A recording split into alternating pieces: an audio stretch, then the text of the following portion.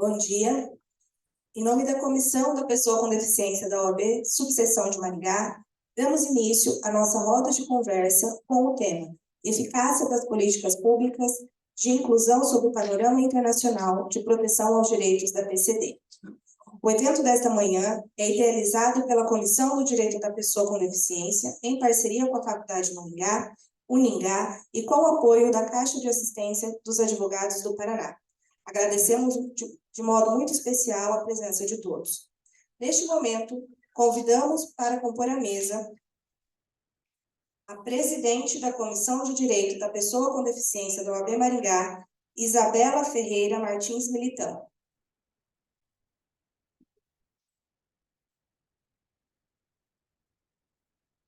A psicóloga Roselide Melo Giovano Marques dos Santos, representando a Faculdade Maringá.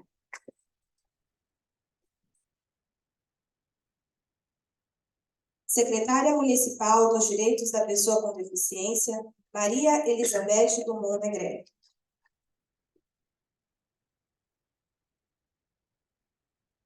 A coordenadora do curso de Direito da Uningá, Angélica Ferreira Rosa, que neste evento representa a pró-reitora da Uningá. Secretário de Saúde, sendo representado por Simone Garcia.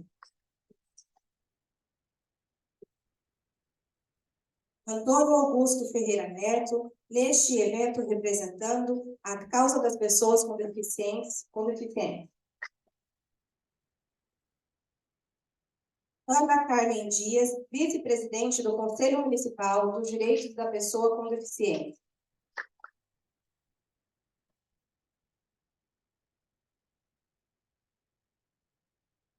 Secretária Municipal da Criança e do Adolescente, Amália Donelli.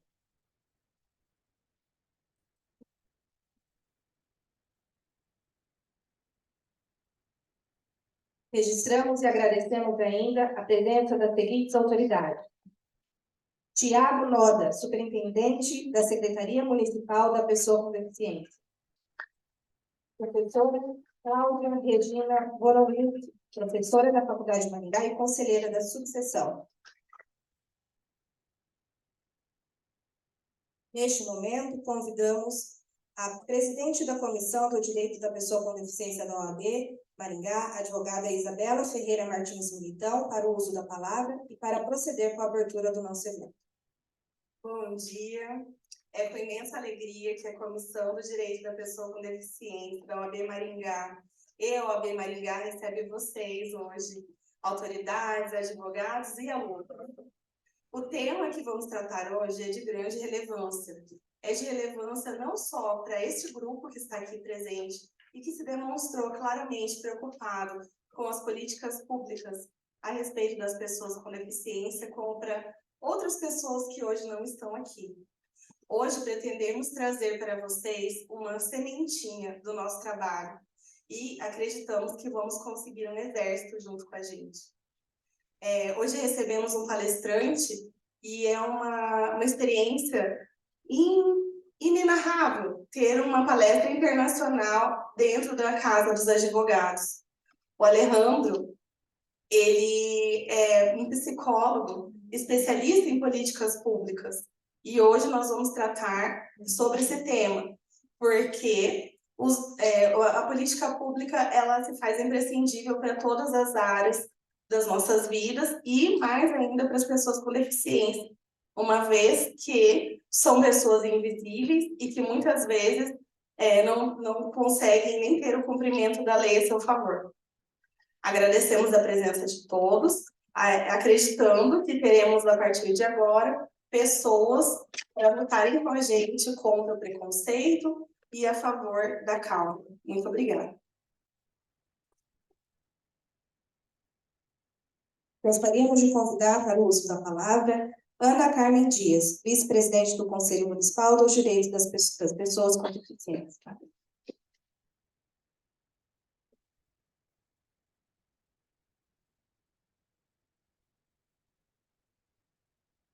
Bom dia a todos. É um prazer muito grande fazer parte deste evento e deste momento. Parabenizo a comissão da OAB em nome da doutora Isabela, parabenizar todos e feliz por estar participando deste momento de debates, de informação a respeito de políticas públicas voltadas para as questões das pessoas que têm alguma limitação, algum diferencial físico, auditivo, intelectual ou sensorial e as doenças raras, né?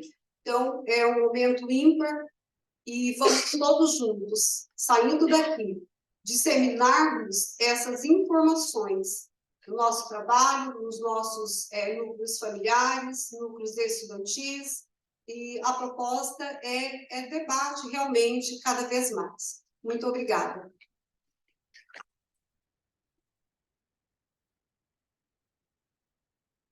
Convidamos agora para o uso da palavra a secretária municipal da Criança e do Adolescente, Amália Donelli.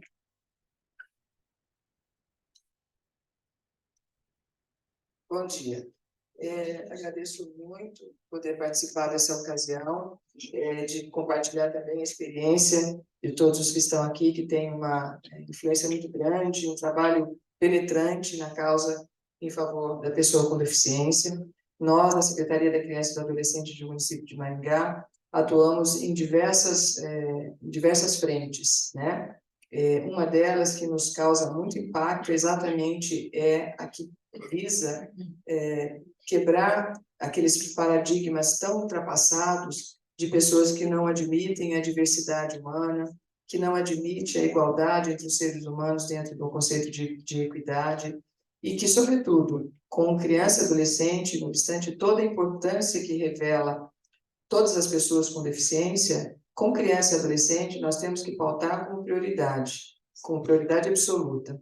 Então, não obstante a existência de normas, de regramentos, de regulamentações que tratam dessa questão, nós sabemos perfeitamente que há um universo a se desbravar, né? A ciência é nossa aliada, nossa principal aliada, mas os seres humanos também precisam estar preparados para lidar com uma realidade que sempre existiu, mas que muitas vezes é negada a partir de conceitos individuais, de valores individuais, que são absolutamente desnecessários e inoportunos dentro da nossa sociedade.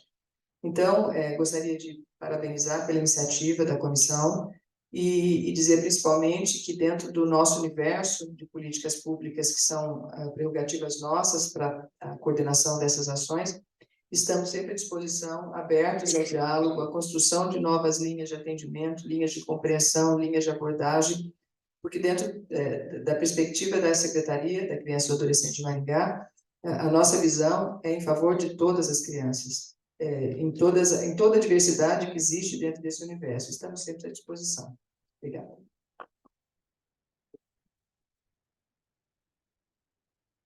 Aos acadêmicos que ainda não registraram o evento, né, não fizeram a inscrição para o evento, é só entrar no site da OAB Maringá, gerenciador de eventos, e fazer ali a inscrição. Agradecemos uma vez mais a presença de todos, e em especial a Caixa de Assistentes aos Advogados, a Faculdade de Maringá e Maringá pelo apoio. E neste momento, informamos sobre o desfazimento da mesa principal e convidamos a todos para que se acomodem nas poltronas à nossa frente, para darmos início à nossa conversa, com exceção da doutora Roseli, que será mediadora da nossa conversa.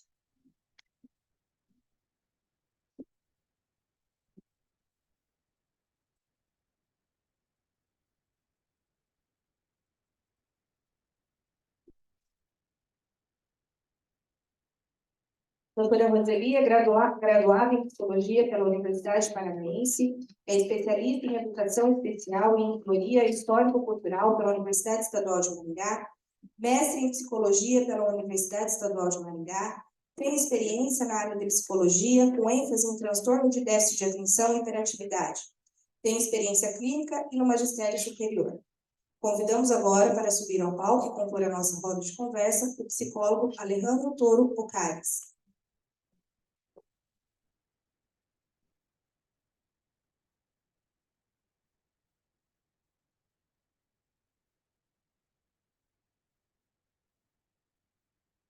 Dr. Alejandro é psicólogo chileno, terapeuta cognitivo com abordagem inclusiva para cuidar de pessoas com deficiência.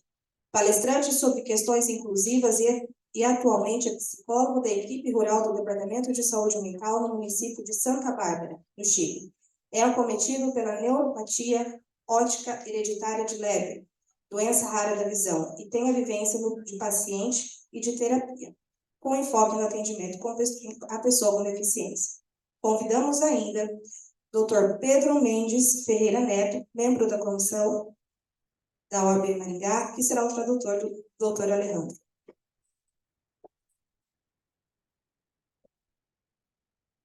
Ao final da palestra, será aberto um espaço para as perguntas. Doutora Roseli, fica à vontade. Bom dia a todos. Com grande satisfação que damos início à palestra do doutor Alejandro. Convido vocês que quiserem fazer parte do debate, que ao final encaminhem as questões para a mesa, que a gente vai passar para o tradutor elaborar as questões para o doutor Alejandro. É uma boa palestra a todos, aproveitem, porque essa é uma oportunidade rara, tá ok? Bom dia a todos. Passo a palavra para o doutor Alejandro. Buen día. Bom dia.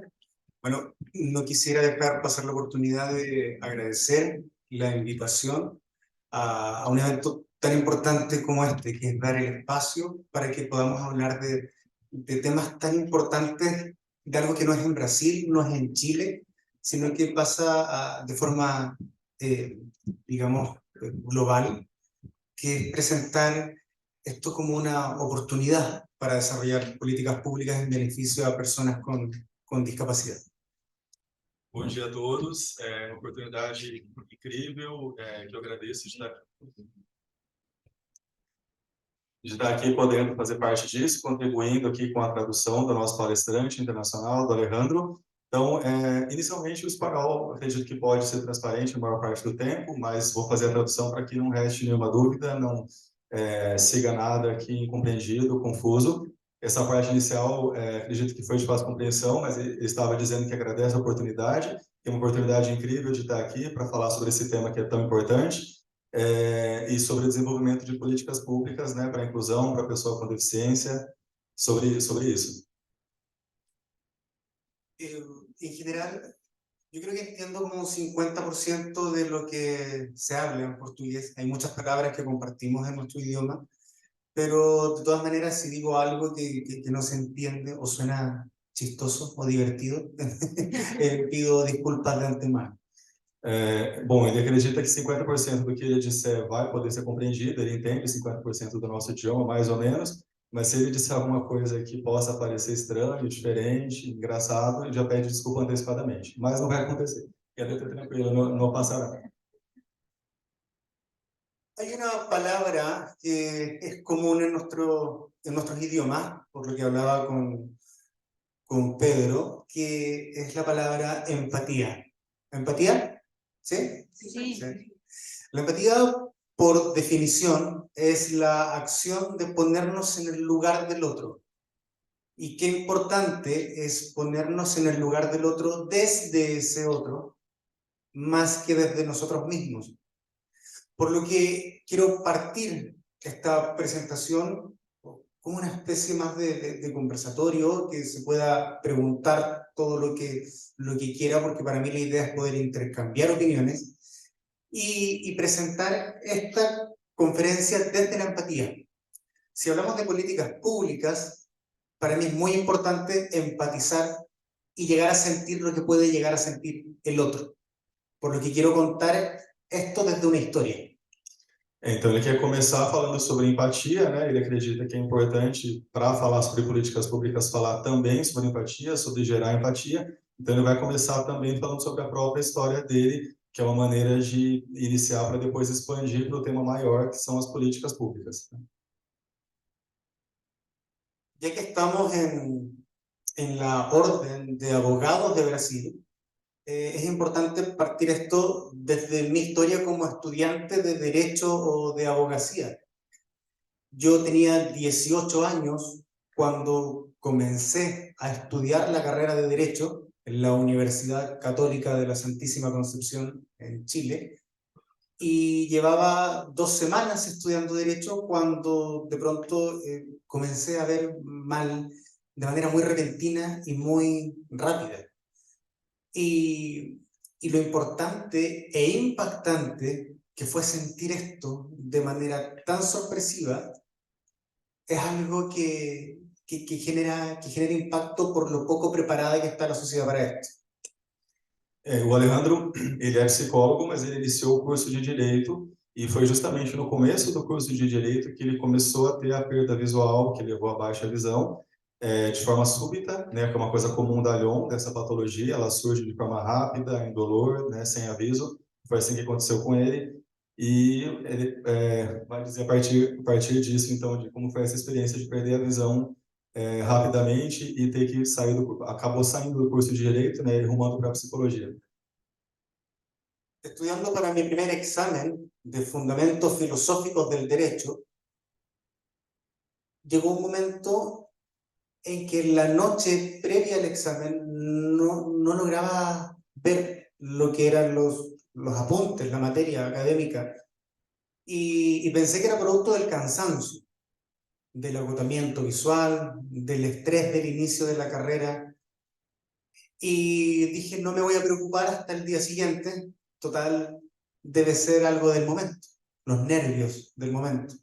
Sin embargo, cuando llegó el día siguiente y estaba frente al examen que tenía que responder, ya no logré ver nada. No era capaz de distinguir una letra de la otra. Me gusta desde el ejercicio de mi profesión hablar de las emociones y cuál es el impacto que tiene cada una de ellas. E vou partir hablando de la emoción del miedo.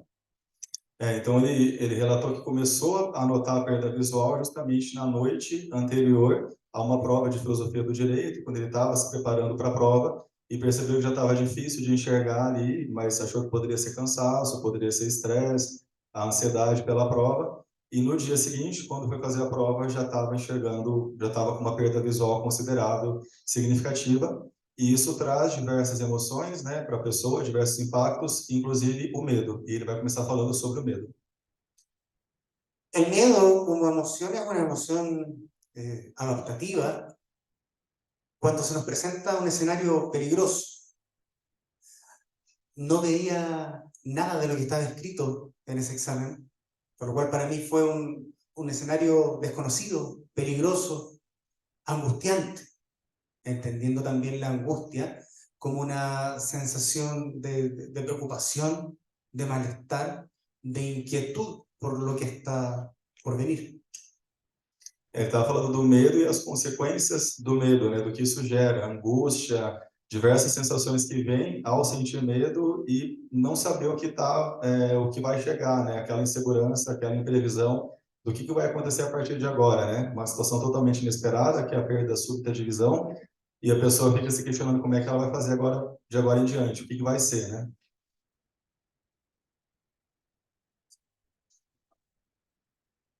El miedo como emoción nos lleva a la huida, a huir del escenario. Fue en ese momento como yo, sin haber respondido nada del examen de la carrera de Derecho, lo entregué a mi profesor y me fui, huí, sin saber qué iba a pasar. Y es ahí, en ese momento, donde yo me di cuenta que algo había cambiado para siempre en mi vida. Então ele não conseguiu realizar a prova, né? Entregou a prova em branco para o professor, com essa sensação de medo, com esse impacto emocional significativo, e já se dando conta de que alguma coisa tinha mudado, que seria para toda a vida. En ese momento fui a una clínica, pedí una hora de urgencia para saber qué es lo que estaba pasando. Me hicieron todos los exámenes que podían hacerme en el momento y no había ninguno que arrojara una respuesta, un diagnóstico. Por lo cual el médico me citó el otro día al hospital o complejo clínico más importante de la ciudad y me hicieron muchos exámenes más, resonancias magnéticas, exámenes visuales, donde tampoco llegaron a ninguna conclusión de lo que estaba pasando. Cuento todo esto para que vean lo desesperante que fue para una persona que en 3 días ya había perdido gran parte de su visión. Então, primeiramente, ele procurou um serviço de urgência, né, como um pronto-socorro, para tentar encontrar resposta para aquela perda visual súbita. Não encontraram. Ele foi recomendado, indicado aí para o principal hospital da cidade, um hospital de referência. Fizeram diversos exames, ressonância magnética, e também não encontraram a resposta, não haviam encontrado ainda. Então, foi 3 dias, pelo que ele mencionou, 3 dias ele já chegou a esse quadro, né, de baixa visão, extremamente rápido, né? Entonces, en ese momento, junto a mi familia, tomamos la decisión de hacer algo al respecto. En la desesperación de las personas, decimos, algo vamos a encontrar, alguna solución vamos a encontrar para esto. Y junto a ellos, junto a mis padres, recorrimos las mejores clínicas oftalmológicas de Chile en busca de alguna solución. Gastamos mucho tiempo, mucho dinero, sin encontrar ninguna respuesta. Y lo más importante, sin encontrar la empatía por parte de los profesionales de entonces, quienes fueron convocados en su momento o nombrados como de los mejores neurooftalmólogos, nos decían, no va a recuperar su visión, y cuando le preguntamos qué es, debe ser una neuritis óptica, pero en realidad no importa mucho en este momento. Então, eles passaram, depois de não encontrar atendimento no hospital de referência da cidade, eles passaram a procurar pelos melhores hospitais do Chile, hospitais oftalmológicos, e pelos maiores neurooftalmologistas do Chile, e não encontravam resposta. E pior do que isso, né? Bom, as duas coisas são extremamente graves, também não tinham empatia e diziam isso para ele, né, de que não haveria o que fazer, de que não haveria cura, de uma forma que não é humana, que não é empática, né? E, bom, foi isso, né? Essa parte. Deixa eu ver se eu esqueci de alguma coisa. Sim, que não encontravam empatia e parou por... bom, e que confundiam com neurite ótica, desculpa, que é uma coisa importante porque a Lyon, que é essa patologia que o Alejandro e eu temos, ela é muito confundida com a neurite ótica. Para quem não conhece, é a inflamação do nervo óptico, né? A inflamação do nervo óptico geralmente causada por uma doença autoimune. No início, cogitaram que ele tivesse neurite ótica, né? E não era. Bueno, tras cerca de 2 años de, como decía Pedro, de confundir mi patología, que es el LON, con otras, entre ellas la neuritis óptica, aplicar tratamientos que no correspondían, tratamientos que pudieron incluso ser perjudiciales para la evolución de esta patología visual. Después de mucho tiempo de frustración, después de mucho tiempo de no saber qué hacer, de esa sensación de sentirse perdido, fue que me diagnosticaron finalmente el LON, catalogado como una de las enfermedades raras, y me di cuenta que venía una nueva compañera a mi vida que iba a estar para siempre, que iba a ser una discapacidad. Então, ao ser diagnosticado erroneamente, né, no começo com neurite óptica, ele acabou fazendo uso de medicamentos equivocados, né, tratamentos equivocados, que às vezes podem levar a pessoa a uma piora até do quadro dela. E aí, depois de passar por isso, é que, enfim, chegou ao diagnóstico da Lyon, né, que é a neuropatia óptica hereditária de Leber, uma doença rara que causa baixa visão, que ainda não tem cura. E aí ele se deu conta de que isso seria uma coisa permanente durante a vida, aí seria uma, entre aspas, uma companhia que ele teria de lidar para o resto da vida. Para mí es importante hacer un alto acá en la palabra discapacidad. Y pienso un poco en la evolución histórica que ha tenido, al menos en Chile, en mi país, el concepto de discapacidad, que creo que es bastante similar a cómo ha sido aquí en Brasil. Entonces, de manera general, me gustaría compartir con ustedes mi apreciación personal y profesional del impacto que tiene cómo denominamos los conceptos y cómo el lenguaje va construyendo una realidad social. Ele acredita que é importante falar sobre a importância da terminologia, né, de como se referir à deficiência, à pessoa com deficiência, e de como os termos têm importância sobre como a pessoa é tratada, né? A forma como a pessoa é denominada, é chamada, muda totalmente o tratamento que ela recebe e como ela se sente. Então ele vai passar a abordar isso agora também. En un comienzo, al menos en Chile, popularmente, para hablar de una persona en situación de discapacidad, que es el concepto que yo utilizo y que me gusta utilizar, se hablaba con términos muy peyorativos, muy insultantes, indolentes, como refiriéndose a alguien como tonto, tontito, retardado, retrasado o enfermo.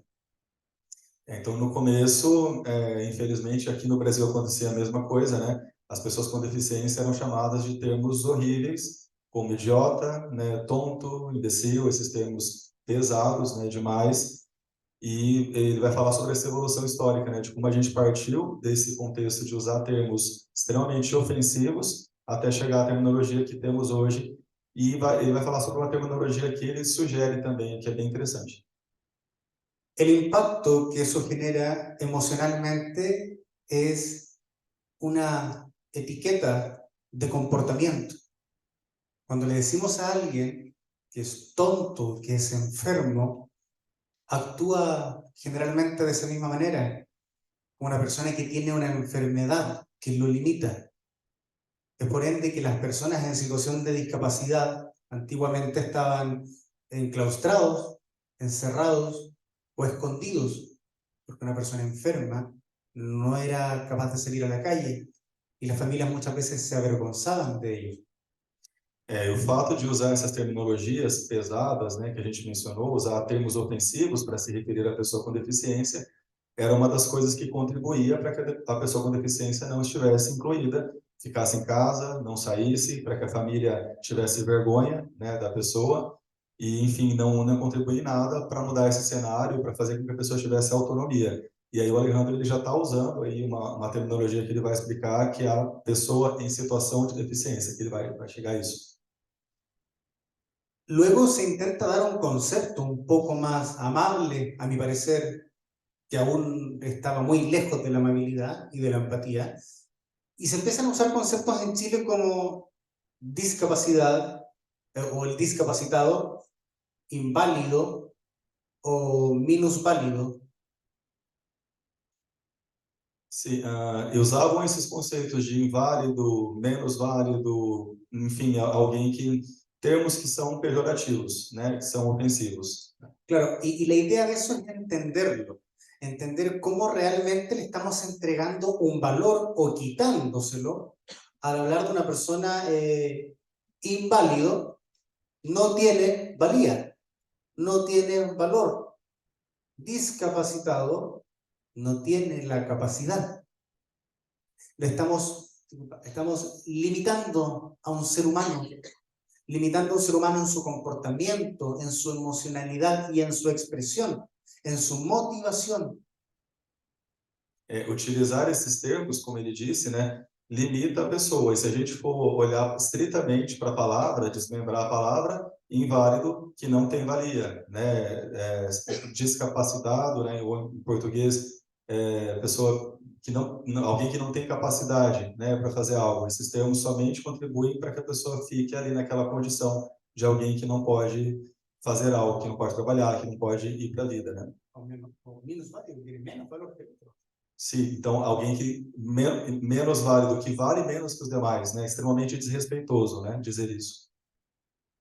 Luego de eso se entiende el impacto que genera esta terminología, y en Chile se pasa a ocupar el concepto de persona con discapacidad, y ya se genera un primer avance, a mi parecer, porque entendemos que somos personas. Então, ao passar a dizer pessoa com deficiência, no entendimento dele já foi um avanço, porque pelo menos a gente lembra que é uma pessoa, né? Porque antes, quando se falava imbecil, idiota, essas palavras horríveis, sequer você usava a terminologia pessoa na expressão. E aí passou-se a utilizar a pessoa com deficiência, né? Que já foi um avanço, já foi alguma coisa. El problema es que no dejamos de tener esta etiqueta de la discapacidad o deficiencia, como se ocupa aquí el concepto en Brasil, pero se resalta a la persona que tiene algo. Se sigue sintiendo este sentir patológico, enfermo, cuando hablamos de persona con discapacidad, a mi parecer. Utilizar a pessoa com deficiência, que é a terminologia que a gente utiliza aqui no Brasil, que está no nosso estatuto, está na Lei Brasileira de Inclusão, e é uma terminologia internacional também, mas o Alejandro vai sugerir uma terminologia ainda mais humana e mais acolhedora para isso. Ele entende que pessoa com deficiência continua sendo uma forma de rotular, de gerar estigma, né, e de fazer com que se olhe para a pessoa com deficiência como o enfermo, né, como o doente, que isso chame a atenção. Luego en Chile, en el afán de progresar y buscar una terminología más adecuada, entendiendo que el lenguaje construye realidad, se empieza a hablar de la persona con capacidades diferentes o capacidades distintas. Yo creo que también hay otro avance, porque se hace el intento por quitar la palabra discapacidad, pero yo creo que queda un poco en el aire y mucha gente lo encuentra sin sentido, la persona con capacidades diferentes, porque si es por eso, todos tenemos capacidades diferentes.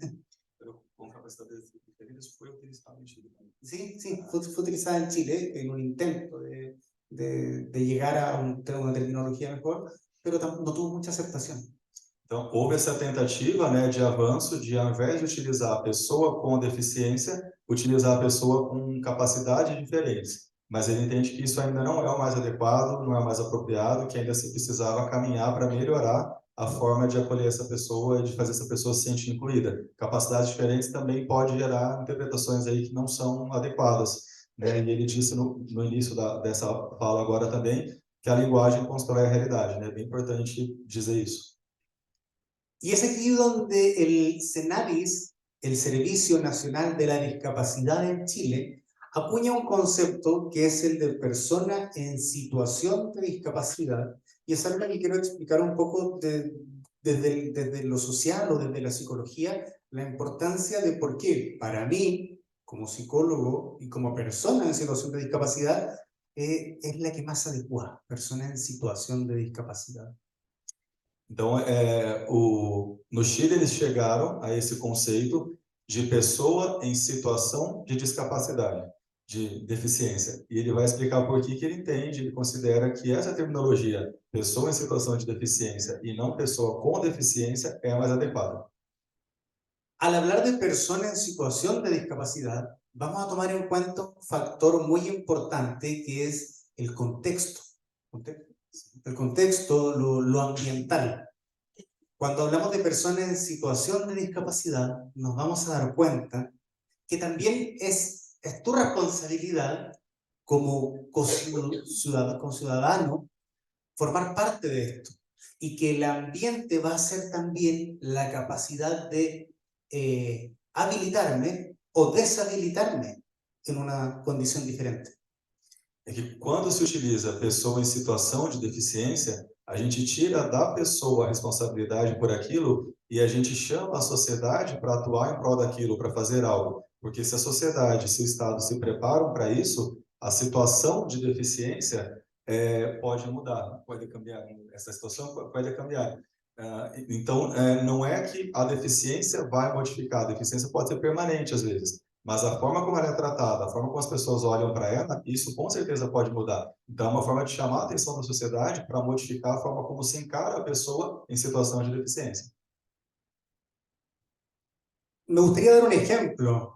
Cuando estamos en la calle o en un restaurante, ahora nosotros llegamos en Maringá ayer, con Paola tenemos una discapacidad idiomática. Chegaram ontem aqui em Maringá e já vivenciaram, brincando, né, um pouquinho de deficiência com relação ao idioma, porque tinha dificuldade de se comunicar com as pessoas aqui, né? Foi um primeiro contato aqui com o português deles. Sin embargo, al estar en este momento frente a ustedes y tener a Pedro como un traductor, no hay ninguna discapacidad porque sigo teniendo la capacidad de comunicarme con ustedes y que nos podamos entender. É um exemplo, então, né, de como a situação de deficiência pode ser algo mais produtivo, que tendo alguém, por exemplo, como tradutor, aquela situação de deficiência muda, ou ela deixa de existir, né, ou ela pelo menos melhora, né? Quando a gente utiliza essa expressão situação de deficiência, você traz caminhos, traz formas de melhorar isso, né, de evoluir isso. Yo trabajo actualmente en un departamento de salud del municipio donde vivo, departamento de salud municipal, Y cuando yo llegué me enfrenté con la primera barrera, que era una escalera de acceso al edificio antigua y muy deteriorada. Sobre todo para bajar, me costaba mucho distinguir un escalón de otro y un computador que no tenía accesibilidad. Yo trabajo de manera digital y no puedo escribir en lápiz, con lápiz y papel. Y me encontré frente a una barrera y me sentí discapacitado. Sin embargo, al expresar esta situación a mi jefatura directa, al día siguiente, las escaleras estaban pintadas con un borde amarillo que podía mi visión distinguir, y los computadores tenían habilitado la función de la lupa que me permitía acceder, al igual que todos, y en el mismo al mismo tiempo, a la información y a realizar el trabajo que tengo que hacer.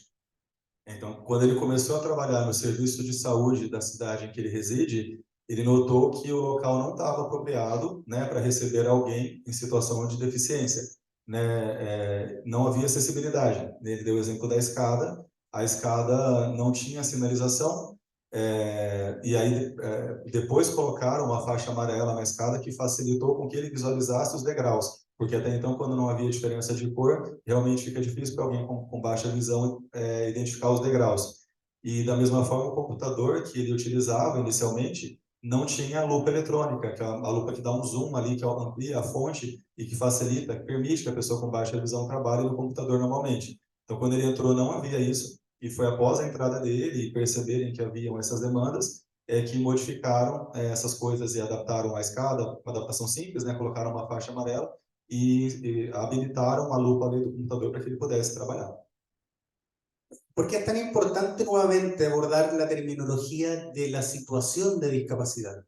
En esa situación laboral actual, yo no tengo ninguna discapacidad y actualmente me desarrollo como el único psicólogo del Departamento de Salud que atiende la población rural y además tiene encargado la confección de informes para tribunales y puedo hacer mi trabajo sin ningún problema. Então, eu estava dizendo por que é importante, então, novamente, usar essa terminologia, situação de deficiência, né? Ele, com as adaptações necessárias, com a inclusão necessária, ele é o único psicólogo lá do departamento de saúde, né, da região dele, que atende a equipe rural, a população rural, né, e que também faz perícias, né, para o judiciário de lá. Então, ele é solicitado para elaborar laudos lá para processos judiciais, principalmente para criança e para adolescente, para meninos, mais para as crianças e adolescentes que ele faz esses laudos em casos variados aí de família, quando há necessidade, né, de um laudo de psicólogo no processo judicial.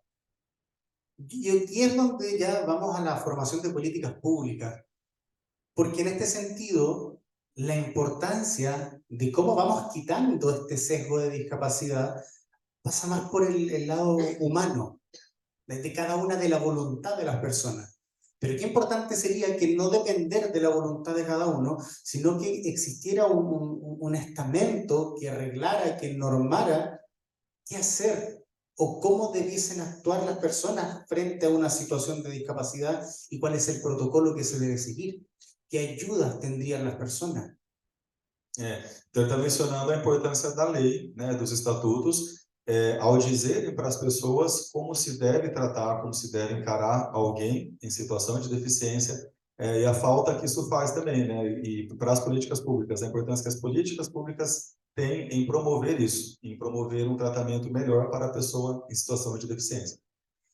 En Chile, las políticas públicas al respecto se basan principalmente en educación, pero son políticas públicas que hablan de la discapacidad en general, más que la discapacidad visual, y están normadas desde los años 90.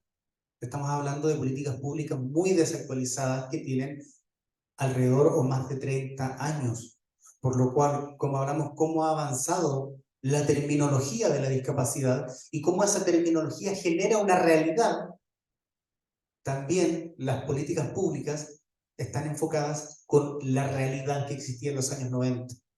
Está mencionando que as políticas públicas no Chile são, infelizmente, extremamente desatualizadas.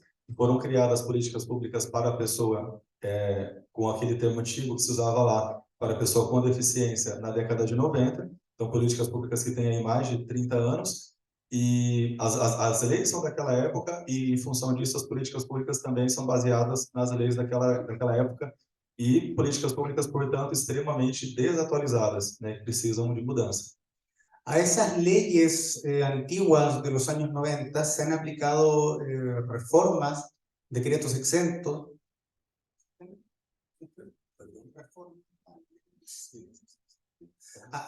A esas leyes se han aplicado reformas, cambios para poder actualizarlas, y se han ido enfocadas, como les decía, básicamente a la educación, para hacer el cambio de paradigma de una educación que pase de ser de la integración, de cuando sacamos al estudiante del aula para educarlo en una escuela especial, a la educación inclusiva, donde incluyo a la persona en situación de discapacidad y la educo en el mismo contexto para entender que la persona en situación de discapacidad es parte de mi realidad cívica también. Então, as leis eram focadas, as políticas públicas desse período, lá da década de 90, mais na educação, né? Tinham esse foco e deixavam de lado outras questões que também são importantes. E não focavam na inclusão. E isso é uma coisa parecida aqui com o Brasil, porque tinha aqueles espaços, segundo ele mencionou, aqueles espaços separados para atender o aluno com deficiência. Então, não estavam juntos e não estavam incluídos. Né? E ele citou também que as políticas públicas eram para as deficiências em geral. Né? E ele citou que falta, por exemplo, criar políticas públicas específicas, por exemplo, para deficiência visual, para auditiva, para setorizadas, né? Segmentadas, porque cada uma delas tem demandas próprias e é importante falar delas em separado também. Volvemos nuevamente al término que empezamos utilizando esta relatoría, que es la empatía, el ponerme en el lugar del otro. ¿Cómo yo me fijo en la necesidad de las políticas públicas que carece mi país cuando atiendo a mis pacientes? Como psicólogo que está en situación de discapacidad, logro que lleguen a mí también pacientes que están en situación de discapacidad, quizá con más confianza para poder expresarme lo que les pasa. Y, por ejemplo, tengo una paciente actualmente que está en cuarto medio, el año antes de entrar a la universidad, bueno, está a los 18 años, y es una paciente que tiene discapacidad visual y que por estamento, dentro de las leyes de las políticas públicas inclusivas, debiese tener acceso a la información. Sin embargo, en más de una oportunidad ha debido ser ella quien vaya a fotocopiar de manera ampliada sus textos, quien ha tenido que ir a digitalizar sus textos, quien ha tenido que insistir frecuentemente a los profesores para que puedan hacerlo, generando una distancia entre sus compañeros, no teniendo el mismo acceso que el Estado debe garantizar a todas las personas en la educación. Atendendo os pacientes na clínica, ele percebe as demandas, né, e a necessidade de melhorias nas políticas públicas para a inclusão na educação. E ele citou sobre uma paciente que tem, com 18 anos, que está prestes a ingressar na universidade, está ali no ensino médio, e ela está vivendo uma luta lá, porque ela tem que ficar brigando ali, né, com os professores para que forneçam material, tem baixa visão, forneçam para ela material ampliado, forneçam material adaptado para ela, mas não é assim que deveria ser, né? Ela tem que travar essa luta e, em razão disso, ela está distante dos demais alunos, e isso coloca ela em uma condição de desfavorecimento, né, em relação aos demais. ¿Por qué no nos hacemos parte de los problemas del resto? Porque no está cercano a nosotros. Cuando a nosotros nos pasa, se convierte en algo importante y generamos instancias, generamos posibilidades de poder transmitir esta información. Pero qué importante es que no solo Pedro, no solo yo, no solo las personas que tenemos alguna discapacidad, sino que ustedes que no lo tienen, puedan también ayudarnos a poder compartir, ampliar esta información.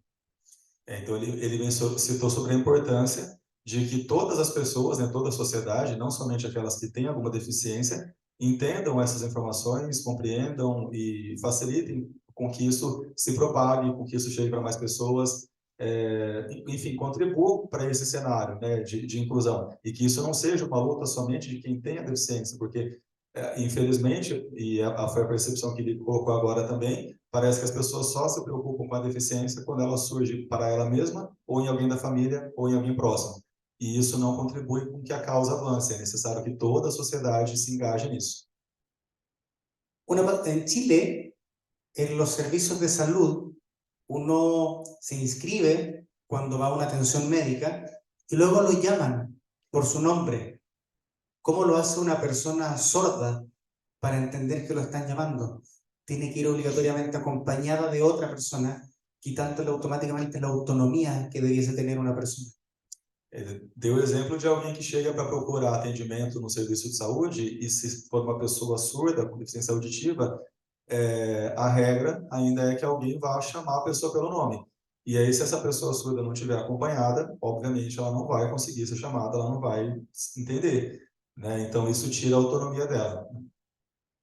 Lamentablemente, como se carece de políticas públicas que logren resguardar la calidad de la dignidad humana, desde mi área también atiendo de forma particular a muchos pacientes que vienen a mi consulta con trastornos del ánimo, como trastorno adaptativo, ansiedad o depresión, producto de cómo se sienten al sentirse segregados socialmente. Entonces es importante ver el impacto que la ausencia de estas políticas públicas y la ausencia de empatía social va generando en la realidad de cada una de las personas. Então, ele está falando sobre o reflexo, né, a consequência que a falta de políticas públicas para a inclusão gera na saúde mental das pessoas. E ele atende na clínica pacientes com transtornos emocionais, como ansiedade, depressão, pessoas com deficiência que têm esses transtornos emocionais causados pela segregação, né, pela exclusão, por não estarem incluídas na sociedade. La importancia de tener en cuenta el sentir de las personas, la emocionalidad de la gente en terapia, es muy importante ver el origen, ver el porqué, y es triste para mí trabajar como objetivo terapéutico en que la persona logre validarse a sí misma aunque tenga todo en contra. Y logramos superar estos objetivos terapéuticos viendo las cualidades de cada uno y logrando que esta persona no se valide por la opinión del resto. Sin embargo, sería mucho mejor para mí como terapeuta poder trabajarlo con una sociedad que lo haga o la haga sentir incluida. Seria mais fácil, né, trabalhar e atender as pessoas com deficiência, em situação de deficiência, se a gente convivesse em uma sociedade mais inclusiva. E ele estava citando que na clínica e no trabalho dele como psicólogo, ele tem que fazer a pessoa se valorizar, se validar por si mesma. Porque se ela for buscar na sociedade uma validação, infelizmente vai ser difícil de conseguir, porque a sociedade em geral não contribui para isso, ou não quer isso. Então é triste, né, ter que fazer a pessoa encontrar forças por ela, né, meio que a pessoa contra todo um sistema, né? Respecto al ámbito laboral, en Chile tenemos la ley 21.015, que es la ley llamada ley del 1%, que obliga a instituciones públicas o privadas que tengan al menos 100 trabajadores, que el 1% de ellos sea una persona acreditada en situación de discapacidad. No Chile, eles têm uma lei que fala sobre a empregabilidade da pessoa em situação de deficiência, semelhante até ao que a gente tem aqui no Brasil, que diz que a cada 100 trabalhadores, um tem que ser contratado com deficiência, em situação de deficiência.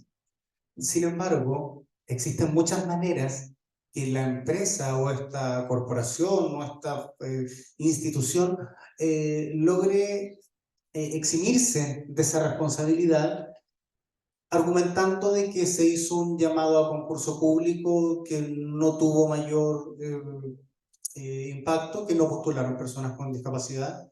Se puede decir que no lo hice, pero pago luego algún impuesto mayor. No tengo personas con discapacidad, pero voy a generar alguna ayuda social que también me exime de esa ayuda. Entonces, a pesar de que existe la ley, hay 1000 formas de eximirse de ella.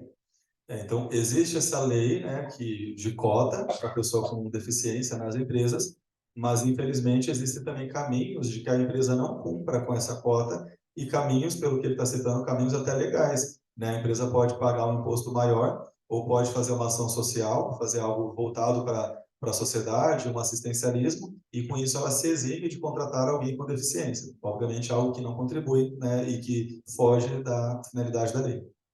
Desde mi experiencia personal, postulé a muchos trabajos ocupando mi derecho respecto a esa ley, especificando en mi postulación que era una persona en situación de discapacidad que se adscribía a esa ley. Nunca fui llamado a ninguno de esos trabajos. Sin embargo, dejé de expresarlo en mi postulación y postulé de manera totalmente normal y sí logré quedar en los trabajos donde tenía que, luego de firmar mi contrato, explicar que tenía una discapacidad, ya teniendo el resguardo que había firmado ese contrato y no podían de manera discriminatoria o arbitraria descartarme o sacarme de ahí. Ele mencionou que tentou por diversas vezes conseguir emprego utilizando essa lei da inclusão, essa lei de cotas, né, para a pessoa com deficiência, e não conseguia. Todas as vezes em que postulava emprego por meio dessa lei, era negado, né? Ao dizer que tinha uma deficiência, era negado o posto de trabalho. Mas ele notou que quando ele começou a procurar emprego sem dizer que tinha deficiência, aí ele passou a ser contratado, e aí já estando dentro da empresa, ele dizia então que tinha uma deficiência, e aí a empresa estava protegida, né? Porque se fosse mandado embora seria uma dispensa discriminatória, a empresa acabava tendo que se adaptar, e aí dessa maneira tendo que, né, meio que usar, não dizer, não admitir, não deveria ser assim, mas era a maneira que ele encontrava de conseguir emprego para não ter que revelar que tinha uma deficiência. Yo creo que tenemos dos tareas hoy día y quiero dejarlos con dos tareas. La principal es que nos hagamos parte de esto, nos hagamos parte de esta creación de políticas públicas, que todos seamos activistas en algún sentido. Y la otra es que la primera política pública o el primer cambio parte por uno mismo, parte por nosotros, por cómo me dirijo a una persona en situación de discapacidad, que es desde la empatía y desde el respeto. Ele estava dizendo que a gente tem que participar disso, né? Que ele tem esse ideal de que as pessoas com deficiência participem, tornem-se ativistas e participem ativamente da construção de políticas públicas, né? E que com isso, com as políticas públicas, a gente possa chegar também à empatia, que elas gerem também empatia na população, né? Que as pessoas passem a olhar de uma forma diferente as pessoas que têm deficiência. Cuando yo voy a problematizar algo, en este momento estamos problematizando una situación, recién la gente empieza a darse cuenta que necesita un cambio. Y al darnos cuenta que necesitamos un cambio, empezamos a generar estas políticas públicas que deben ser miradas desde el respeto de la persona, de cómo realmente una persona, qué es lo que necesita, y no qué es lo que el Estado desde el desconocimiento cree que puede llegar a necesitar. Entonces es importante cómo nosotros, quienes tenemos alguna situación de discapacidad, o como ustedes que son quienes están viviendo aquí, quienes se interesan, van a ser parte de esta formación de políticas públicas. En esta formación de políticas públicas para personas con discapacidad tiene que haber gente que realmente quiera, de su interés personal, de corazón, con ganas de ser parte de este cambio. Con gente que quiera ser parte de este cambio vamos a generar cambios reales. Yo vengo acá a exponer esto y también a aprender. Creo que tengo mucho que aprender de ustedes. Cada una de las personas que está acá tiene ganas de estar aquí y va a ser parte muy importante en este cambio de paradigma. Então, eu estava dizendo a importância que existe, né, de ter essa mudança de paradigma em políticas públicas e como a sociedade lida, olha para a pessoa com deficiência, e está dizendo até que se sente contente também de ter pessoas aqui que ainda que não tenham deficiência se interessam por isso, né? A importância de que haja pessoas com deficiência e pessoas que também não têm deficiência participando desse processo de construção de políticas públicas. Pessoas realmente interessadas, com vontade de promover uma mudança social, de promover essa mudança de paradigma, e ele citou que para ele é importantíssimo isso também, não só para poder vir aqui trazer esse ponto de vista de um outro país, um ponto de vista de alguém, né, internacional, mas também de estar aqui aprendendo com a gente. Né? Ele citou que se sente aprendendo aqui também, uma oportunidade de aprendizado. Yo creo que en cuanto a lo que respecta a mi experiencia profesional o desde mi país, es lo que me interesaba comunicarle. Ahora yo creo que si alguien tiene alguna pregunta, me gustaría escucharlo. Y en lo que respecta a lo que ya hablé, muy agradecido de su atención. Muchas gracias. Ele agradeceu aqui, então, a atenção de vocês. Aqui já, por enquanto, finalizou essa parte da apresentação dele, já se disponibilizou para as perguntas e acho que a gente já pode dar aqui uma salva de palmas para ele aqui, que já finalizou essa parte.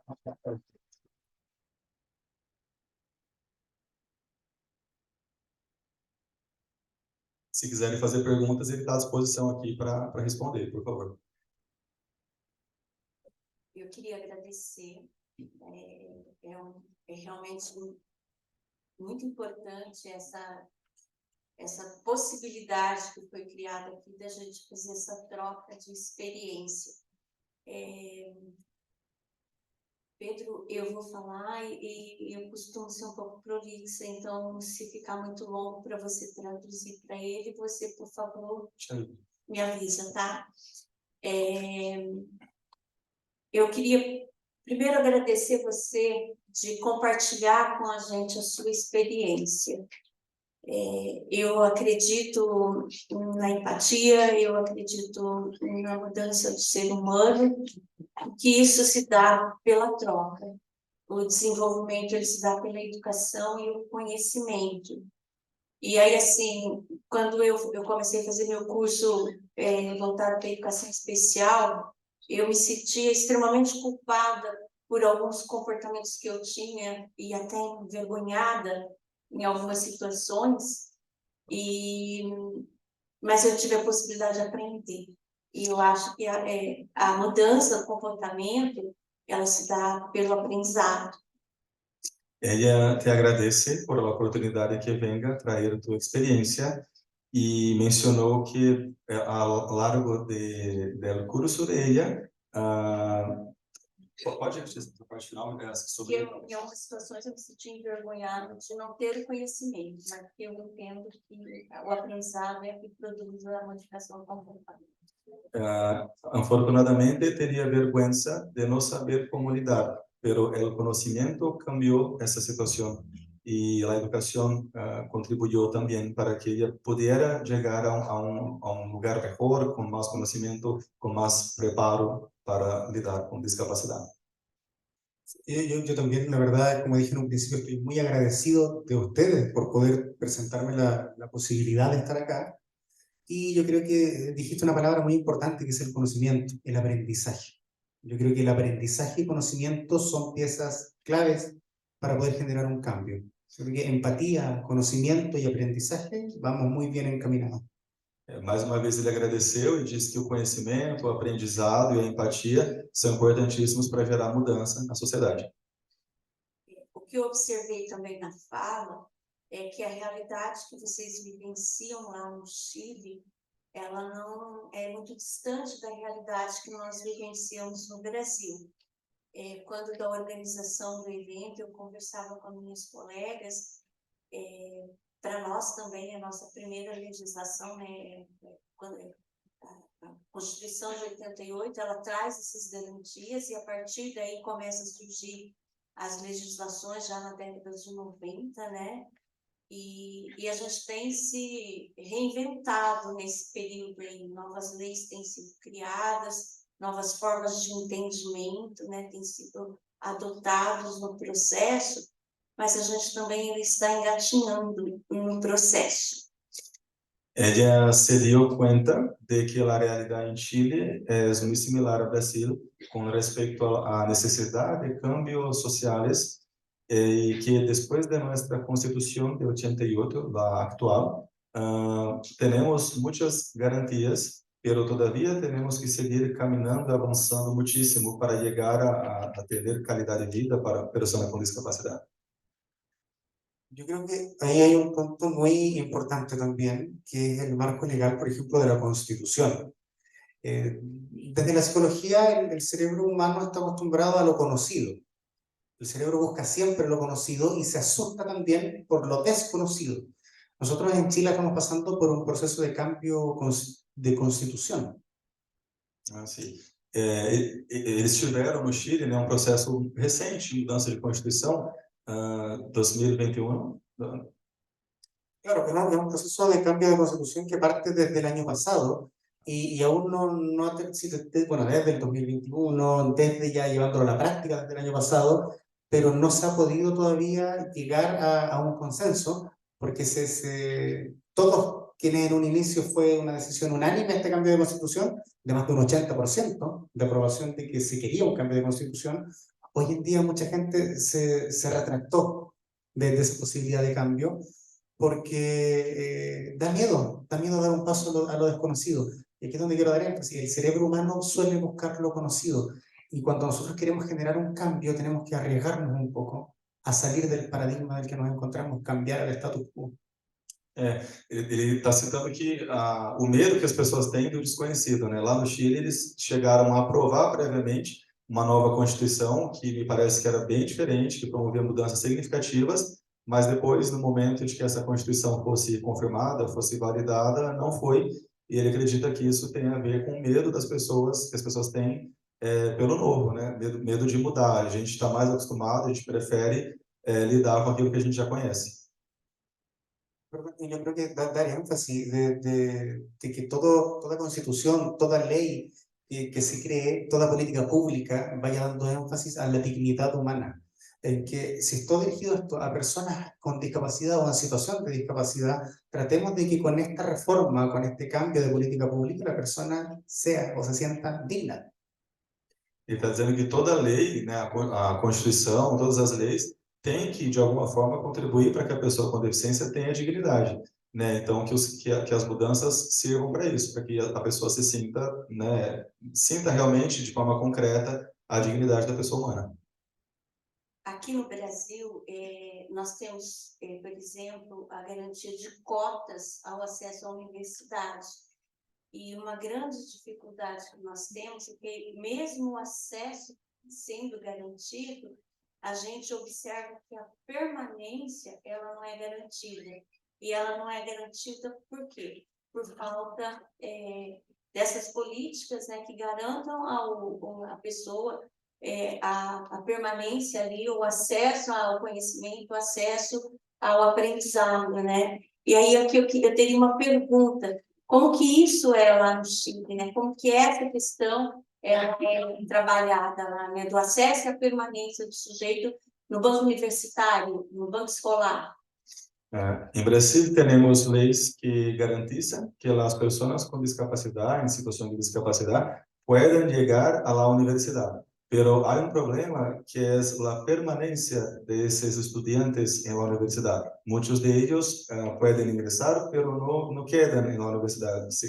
Salen antes de concluir sus cursos. Y ella quiere saber, tiene una pregunta, ¿cómo es eso en Chile? En Chile también hay un problema de que los alumnos con discapacidad permanezcan hasta el final del curso. ¿Cómo es eso? Mayormente nos pasa lo mismo en Chile. Hay acceso, muchas posibilidades de acceso, ¿cómo decirlo?, de inclusión, acceso o preferencial a personas en situación de discapacidad, pero los índices de deserción universitaria son altísimos. De hecho, generalmente se inscribe a una persona con discapacidad, pero se suele pensar que no va a llegar a su formación profesional. A mi parecer, es por dos cosas muy importantes. Una, la posibilidad de acceso a la información, y dos, la falta de apoyo psicológico debido a la frustración que el no tener el acceso a la información provoca. Então, ele diz que no Chile, né, a realidade, infelizmente, é bem semelhante ao Brasil nesse ponto. Há leis, né, que imagino eu que facilitam no sentido de cotas, né, para as pessoas ingressarem na universidade com deficiência, mas o problema do abandono, de que elas não concluem os cursos, também é bem grande, assim como aqui, e ele atribui isso a dois fatores: a falta do conhecimento que essas pessoas têm, né, conhecimento de como podem, de recursos de acessibilidade, como podem realizar a sua graduação com qualidade, e aos problemas psicológicos que decorrem disso, né? Então, são pessoas que muito frequentemente vão passar por problemas psicológicos e acabam abandonando os cursos. Hay muchas personas que desertan de sus estudios porque no tenían el acceso necesario a la información y por vergüenza o desconocimiento de poder pedir este acceso sus calificaciones, sus notas suelen ser tan inferiores que terminan reprobando los cursos, reprobando las asignaturas y por eso desertan.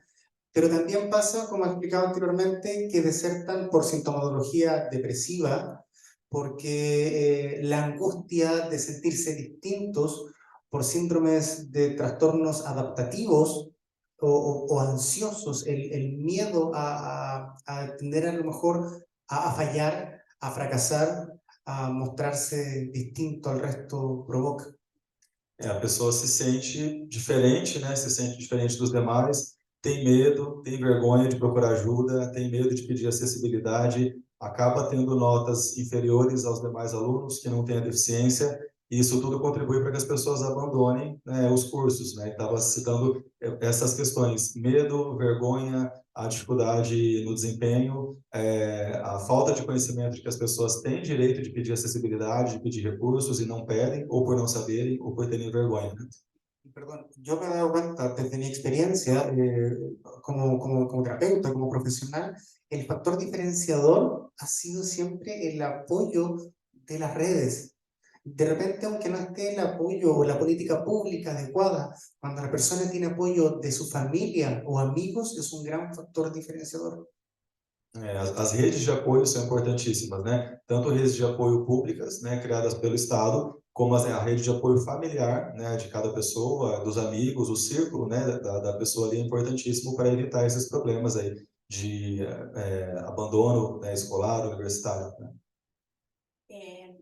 Tem uma questão assim que as pessoas não têm vergonha, tem vergonha de dizer e tem vergonha de fazer, que é a prática do preconceito, né? Então, o que a gente observa muito é que, embora a gente tenha no Brasil leis robustas que garantam o acesso, né, ao ambiente de trabalho, como ele citou, que no Chile também tem essa lei, esse preconceito, às vezes, ele está muito presente no dia a dia da pessoa.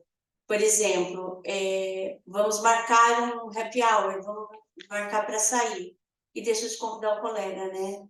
Então, isso ele não está escancarado, mas ele está ali, ele é latente, ele só não está manifesto. El preconceito es una cosa que está presente en nuestra sociedad y a pesar de que tengamos leyes que garantizan el acceso a empleo, a la universidad, todavía hay preconceito y ella mencionó un ejemplo, por ejemplo, cuando en el trabajo se hace una fiesta y no se invita a la persona con discapacidad y no se llama porque por cuenta del preconceito, que es seguramente grave. Bueno, es lo que hablábamos nosotros, o sea, para entender que una persona en situación de discapacidad o una persona con discapacidad es digna de ser ayudada, tenemos que entender que es como nosotros, que trabaja como nosotros, que estudia como nosotros, que se enfiesta como nosotros, que se emborracha quizás como nosotros, que hace deporte, que está en noviazgos, que hace exactamente lo mismo que todos nosotros. É importante perceber que as pessoas com deficiência podem fazer tudo que as demais. Ter a sua vida social, ir para as festas, curtir, se divertir, né, viajar, praticar esportes, tudo que os demais podem é possível as pessoas com deficiência com adaptação, né, com aquela adaptação que faça a pessoa se sentir confortável e respeitada. Eu acho. Doutor Alejandro, bom dia. Doutor, o senhor esclareceu para a gente que o senhor precisou se submeter a 3 dias traumáticos de perda da visão, de diminuição da visão, para poder virar essa autoridade que o senhor é hoje no assunto de inclusão. O senhor deixou claro que todos nós podemos ser ativistas, mas também deixou claro que, normalmente, quem age como ativista, quem busca essas mudanças, é quem tem em si ou próximo de si uma situação de PCD. A minha pergunta para o senhor é o seguinte: o que a gente pode fazer quando a gente tem conosco ou próximo a nós alguém PCD, mas a gente cansa diante dessa luta contra a quantidade de pessoas que não têm um pensamento inclusivo e a quantidade de pessoas que abastecem um sistema de combate a essa inclusão. Bueno, tú dijiste que es importante que todos seamos activistas, persona con discapacidad o no, toda la sociedad. Pero la pregunta es, ¿cómo hacer con que las personas que estén lidiando con eso, que estén engajadas con eso, no se queden cansadas? Porque hay todo un sistema social que a veces no quiere que nosotros seamos activistas. Entonces, ¿cómo tener fuerza para combater esse sistema que não quer que sigamos adelante? Como lutar contra isso? A pergunta é essa. Há pessoas que a vezes temos que pelear e encontramos pessoas que não querem ajudar e todavia temos que seguir. Então, como encontrar força? Aquí traigo un concepto que se llama desesperanza aprendida. Cuando yo intento hacer algo y no puedo, lo vuelvo a intentar y no me resulta, vuelvo nuevamente a intentarlo y no obtengo los resultados que quiero, ya luego no lo intento más, porque sé que las veces que lo intenté no tuve los resultados. Y es lo que le pasa a muchas de estas personas.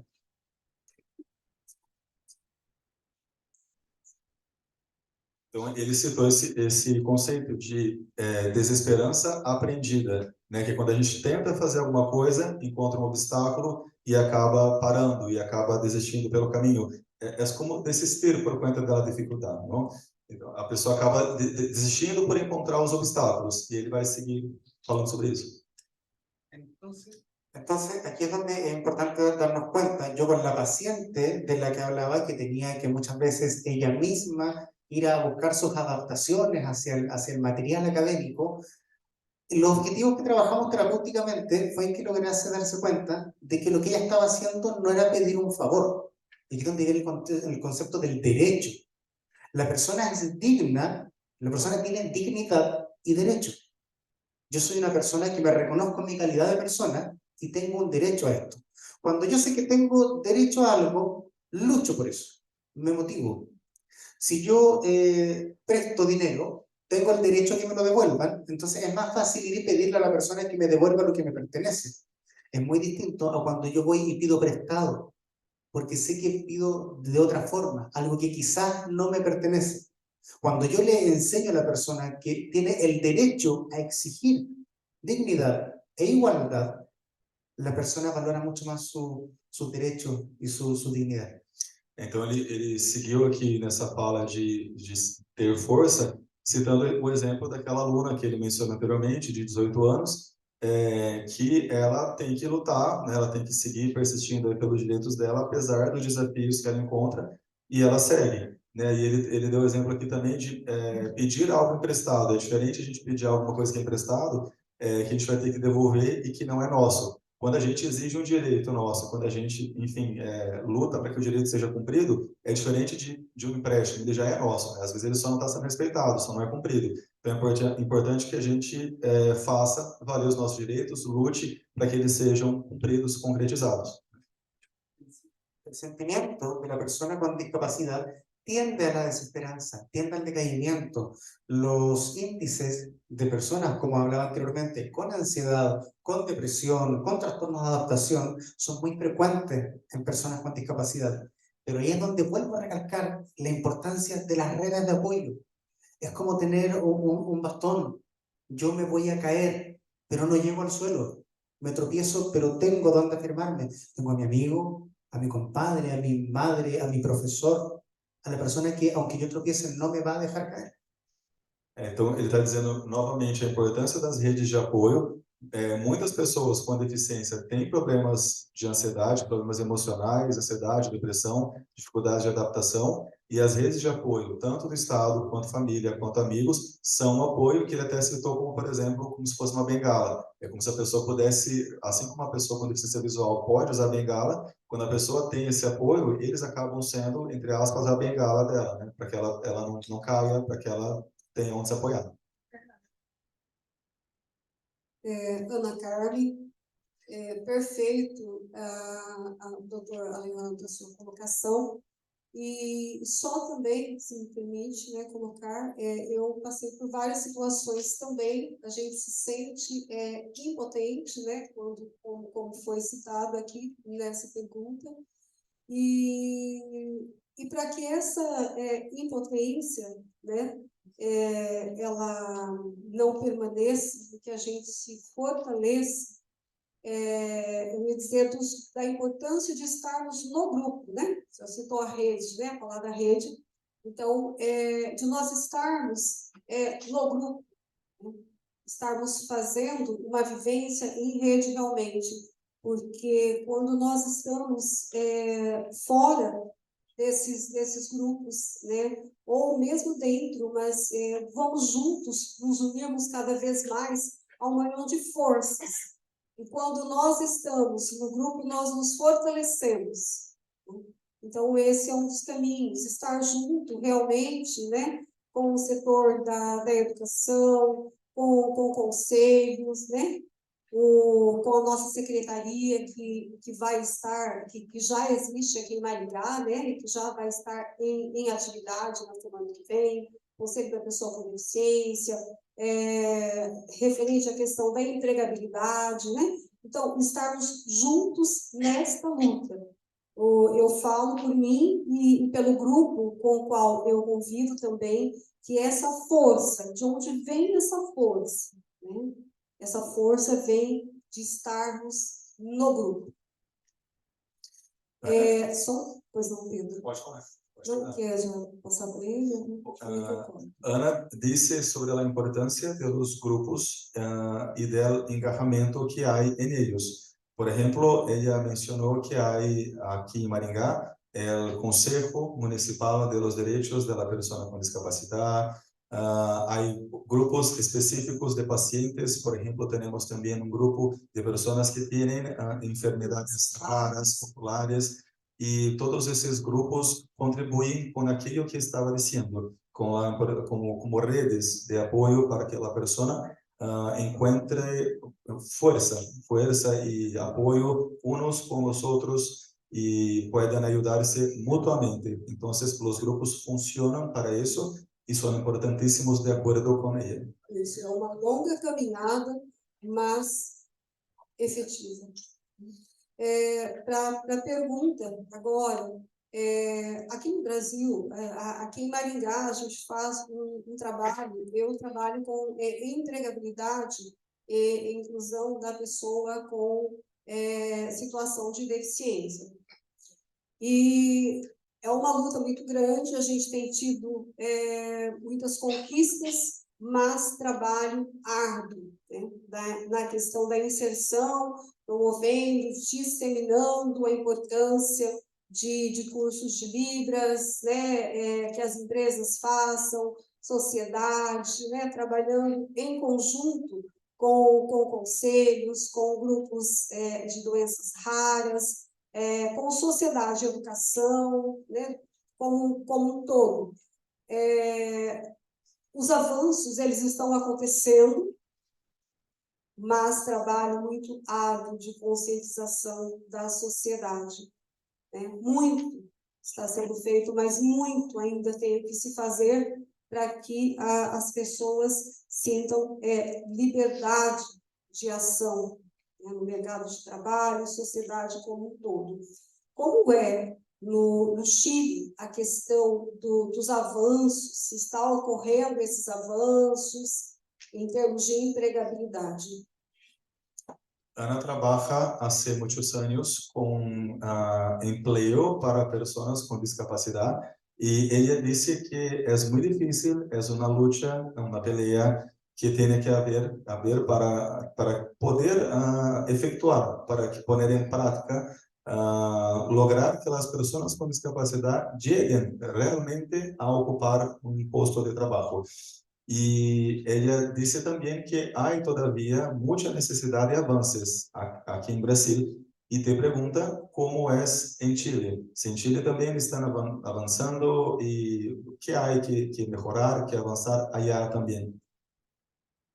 Bueno, en Chile pasa lo mismo. Está la UMIL, que es la Oficina Municipal de Inclusión Laboral, que tiene un departamento que está dedicado a la inclusión para personas con discapacidad.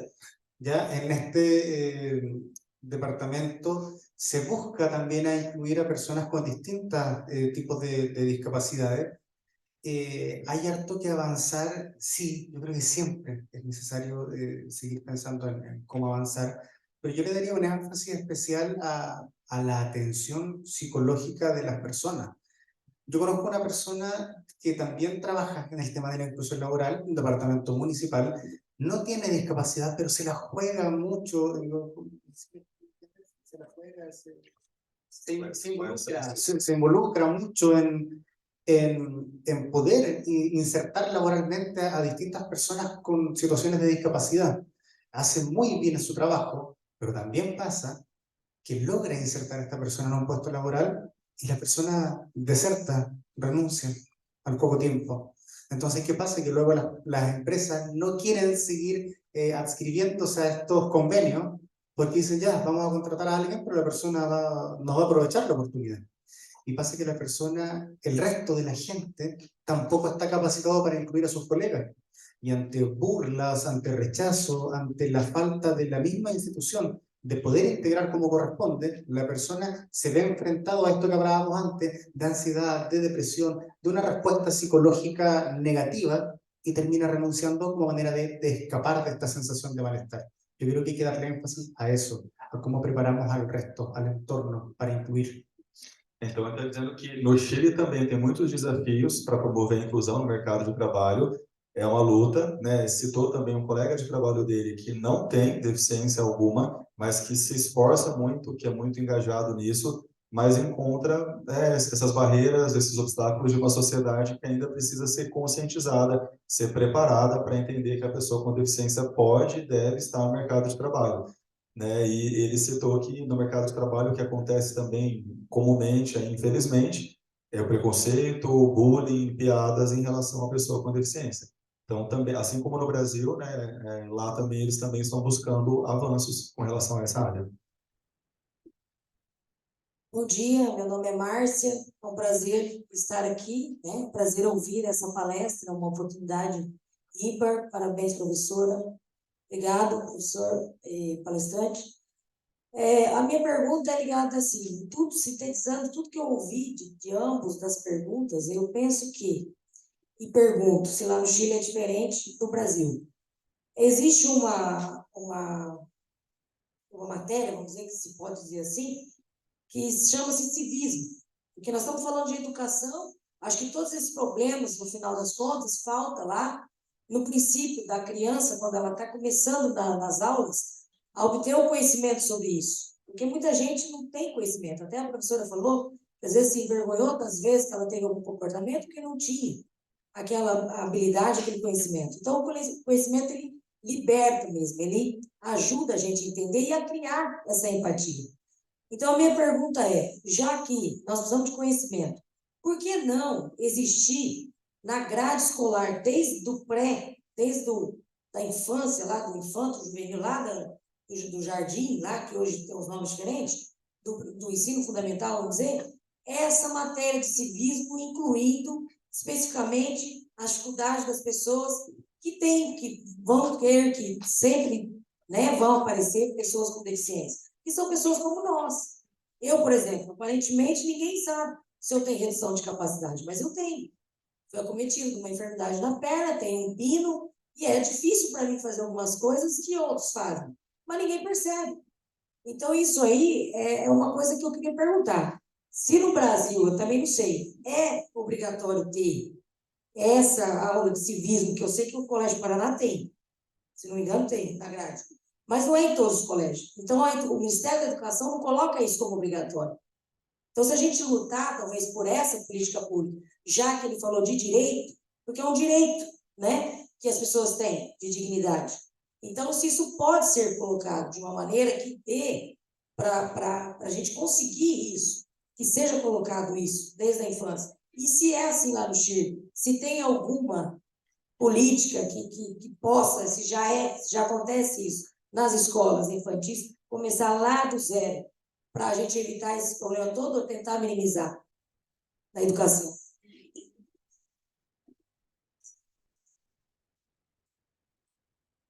Bom, eu entendi que a pergunta veio tanto para mim quanto para o Alejandro, né? Então, vamos falar da nossa realidade brasileira. Seria fantástico se a gente pudesse ter, né, dos primeiros anos. No entanto, o que é experiência? Eu não sei como é a experiência do meu colega lá no Chile, mas da experiência que eu já vivenciei nas escolas públicas que eu trabalhei. O preconceito é muito mais do adulto do que da criança. A gente sabe que a criança, ela na fonte, lá, quando nasce, ela vem para a gente como uma folha em branco. E tudo que é impresso ali é responsabilidade. Eu ensinei para vocês lá na faculdade, né? Quem interpreta o mundo da criança é o adulto. Então, se desde cedo, sim, a gente tivesse uma sociedade mais inclusiva, isso seria menos danoso na fase adulta, né? Eu costumo dizer que o banco escolar, a escola como um todo, é uma representação muito significativa da sociedade como um todo, porque ali está o nascedor dos preconceitos, é ali que começam os problemas, né? Então, se nós, enquanto sociedade, né, nos engajássemos nisso e brigássemos por esse tipo de educação, mas quando a gente vê os novos currículos aí, gente, eu vou falar e vocês, por favor, não façam conta da minha idade. Mas quando eu fiz a minha formação, na quinta série, mais especificamente, eu tinha uma disciplina chamada Educação Moral e Cívica. Isso foi retirado do currículo, né? Então, assim, já tem gente ali fazendo conta, né? Então assim, parece que houve um atraso ao invés de ocorrer uma evolução, né? Mas eu acho assim, como assim, o diálogo aqui, a gente vamos tomar partido, vamos brigar por isso daí, eu acho que é de se pensar e sim de defender essa proposta. Bueno, en tu charla tú dijiste por diversas veces sobre la importancia del conocimiento para combatir el preconceito. Y la pregunta que llegó ahora es, ¿qué piensas tú sobre la inclusión de una disciplina en las escuelas que hable de civismo, de empatía, de derechos de personas con discapacidad, en situación de discapacidad? Se seria importante e qual é a importância disso, de ter na escola, desde a formação dos niños, desde muito chiquitos, uma disciplina que hable de isso, porque não há mais em Brasil, ao menos não há. Pode dizer se em Chile tem algo assim, mas em Brasil havia, antigamente, há alguns anos, teníamos essa disciplina nas escolas, mas hoje não temos mais. Entonces, si hay en Chile algo así, ¿y qué piensas sobre la importancia de tener una disciplina como esa? Yo creo que es algo fundamental. En Chile tampoco tenemos nada al respecto, al menos en la educación formal, sería enseñanza básica o media hasta los 17 años. En educación superior tenemos, depende de las carreras universitarias, hay electivos que se pueden tomar como de lengua de señas, braille, yendo como a lo formal conocido, pero creo que sería muy importante que hayan ramos, cursos que puedan, desde la enseñanza básica de los niños, enseñar la igualdad de las personas y también que nos hablen un poco de psicología, de inteligencia emocional, de empatía desde muy pequeño.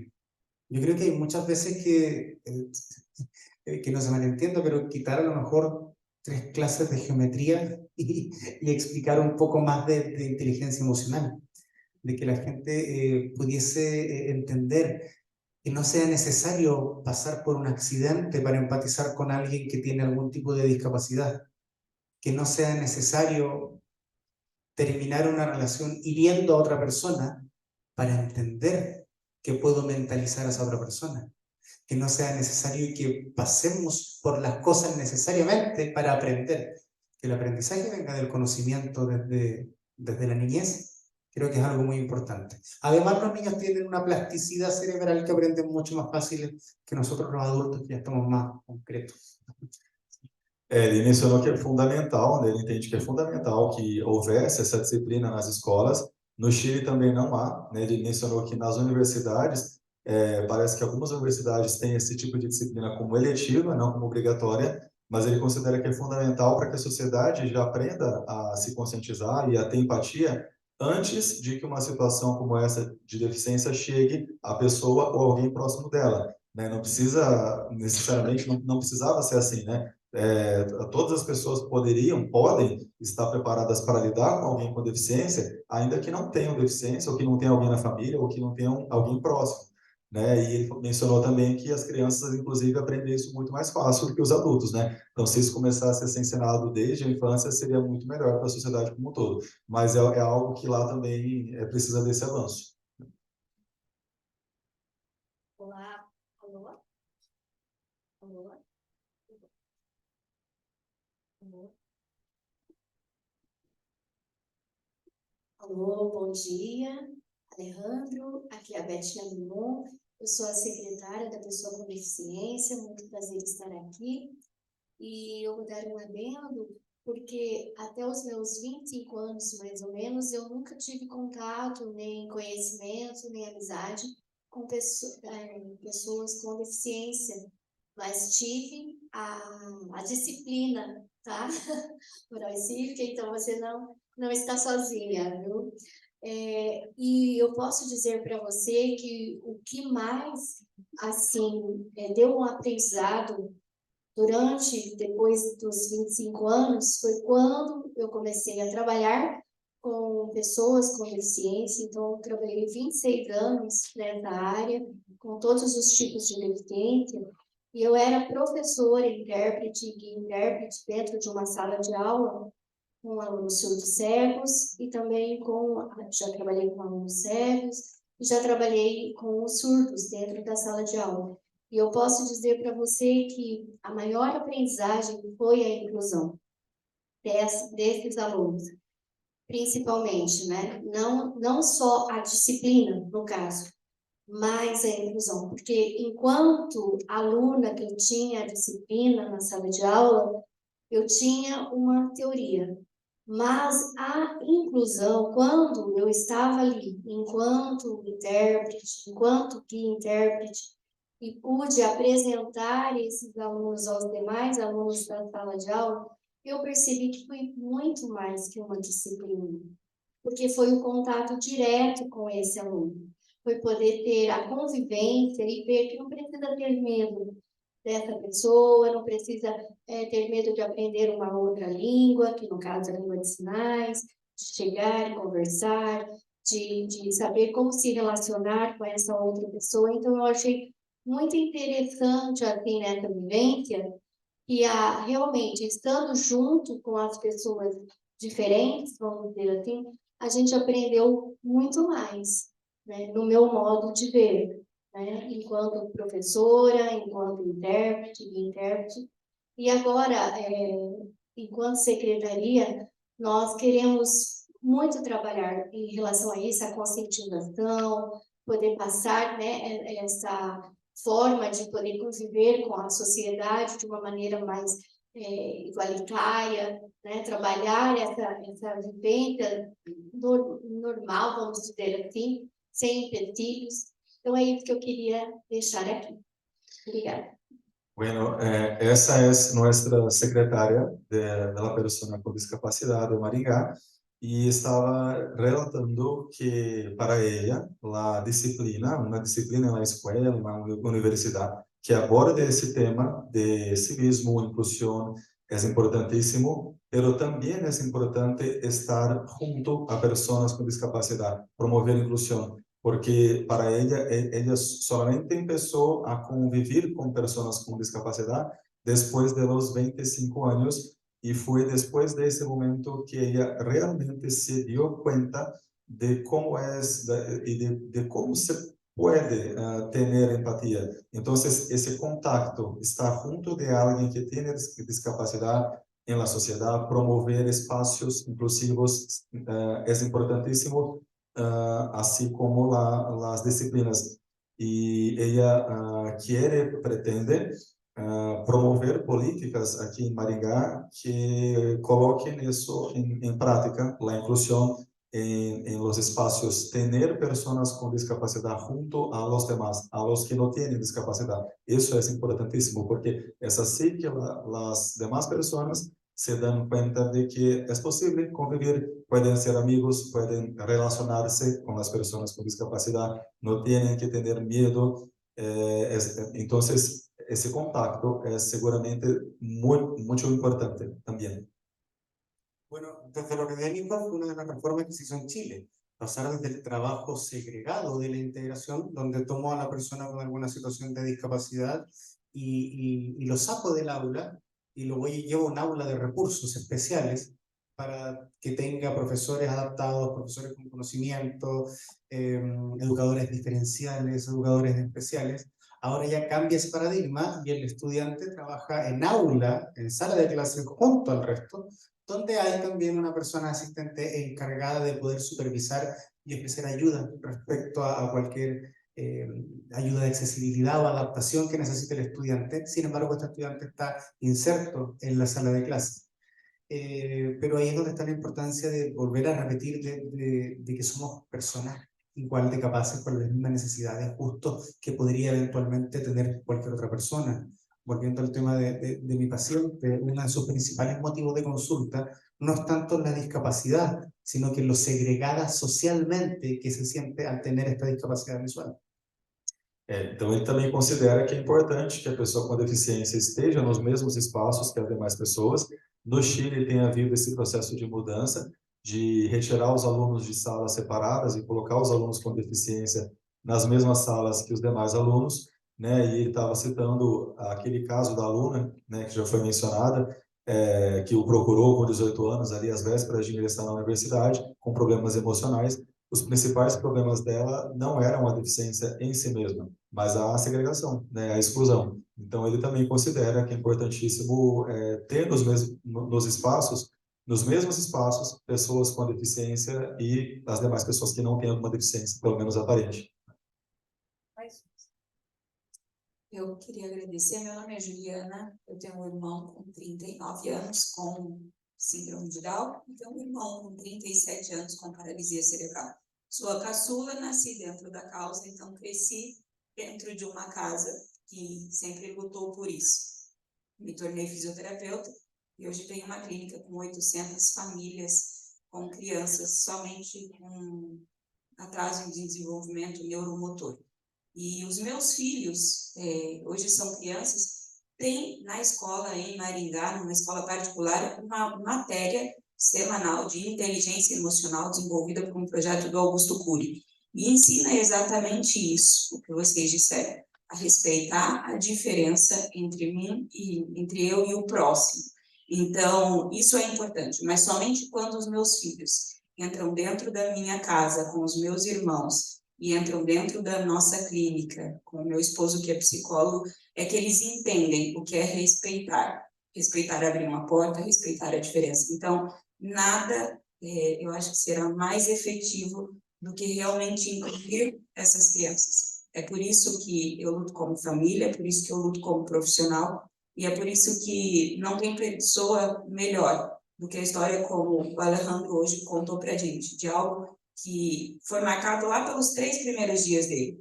Ele contou uma história inteira de vida marcada pelo primeiro dia em que ele sentou numa prova e ele precisou. E se ele falasse para alguém, eu não estou enxergando, o que a pessoa iria dizer naquele momento? Então, eu acho que podem existir, sim, matérias, podem existir, sim, projetos, mas se nós não incluirmos essas pessoas dentro da sociedade, com a visão de que elas têm capacidade, como o Alejandro, eu acho que não existe outra forma. Não existiu outra forma de eu ensinar os meus filhos a não pegá-los e levá-los dentro de um local de inclusão. E o que a gente precisa realmente, é o que eu agradeço hoje, como família, principalmente, é da gente fazer o contrário, é da gente levar essa inclusão para dentro da sociedade. Obrigada. Entonces, ella tiene 2 hermanos que tienen dificultades cognitivas, síndrome de Down, y conoce muy bien esa realidad.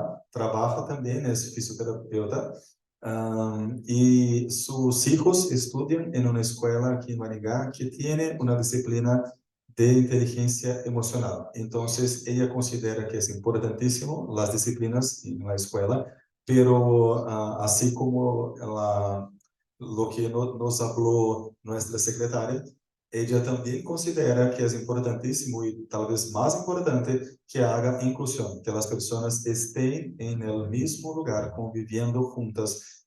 Inclusión, entonces, de acuerdo con ese punto de vista, es aún más importante que las disciplinas, que son importantísimas, pero es necesario que las personas convivan, que estén juntas, ¿sí?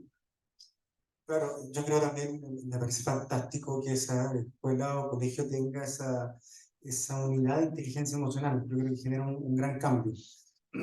Ahora, yo creo que es importante, sí, que convivamos todos, sin ver tanto las diferencias, sino las cosas en común que tenemos. Y ahí es donde mucha gente dice, ya, perfecto, yo salgo de aquí queriendo ayudar, pero ¿cómo ayudo? Si no conozco si cada discapacidad o cada diferencia de la persona es, como su nombre lo dice, algo distinto. ¿Cómo sé qué ayuda realmente necesita cada persona?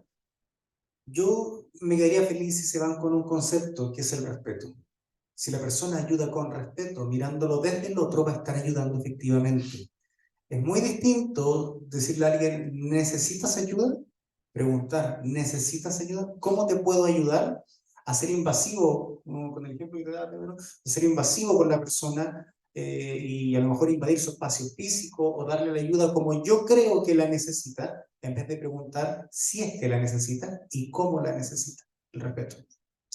Ele estava dizendo que é importante focar no que a gente tem em comum, no que a gente tem de similar, pessoas com deficiência e pessoas que não têm deficiência, e importante para chegar também na inclusão, como abordar a pessoa com deficiência, né? Porque infelizmente a gente sabe que acontecem situações, por exemplo, em relação à deficiência visual, que é que a gente vivencia.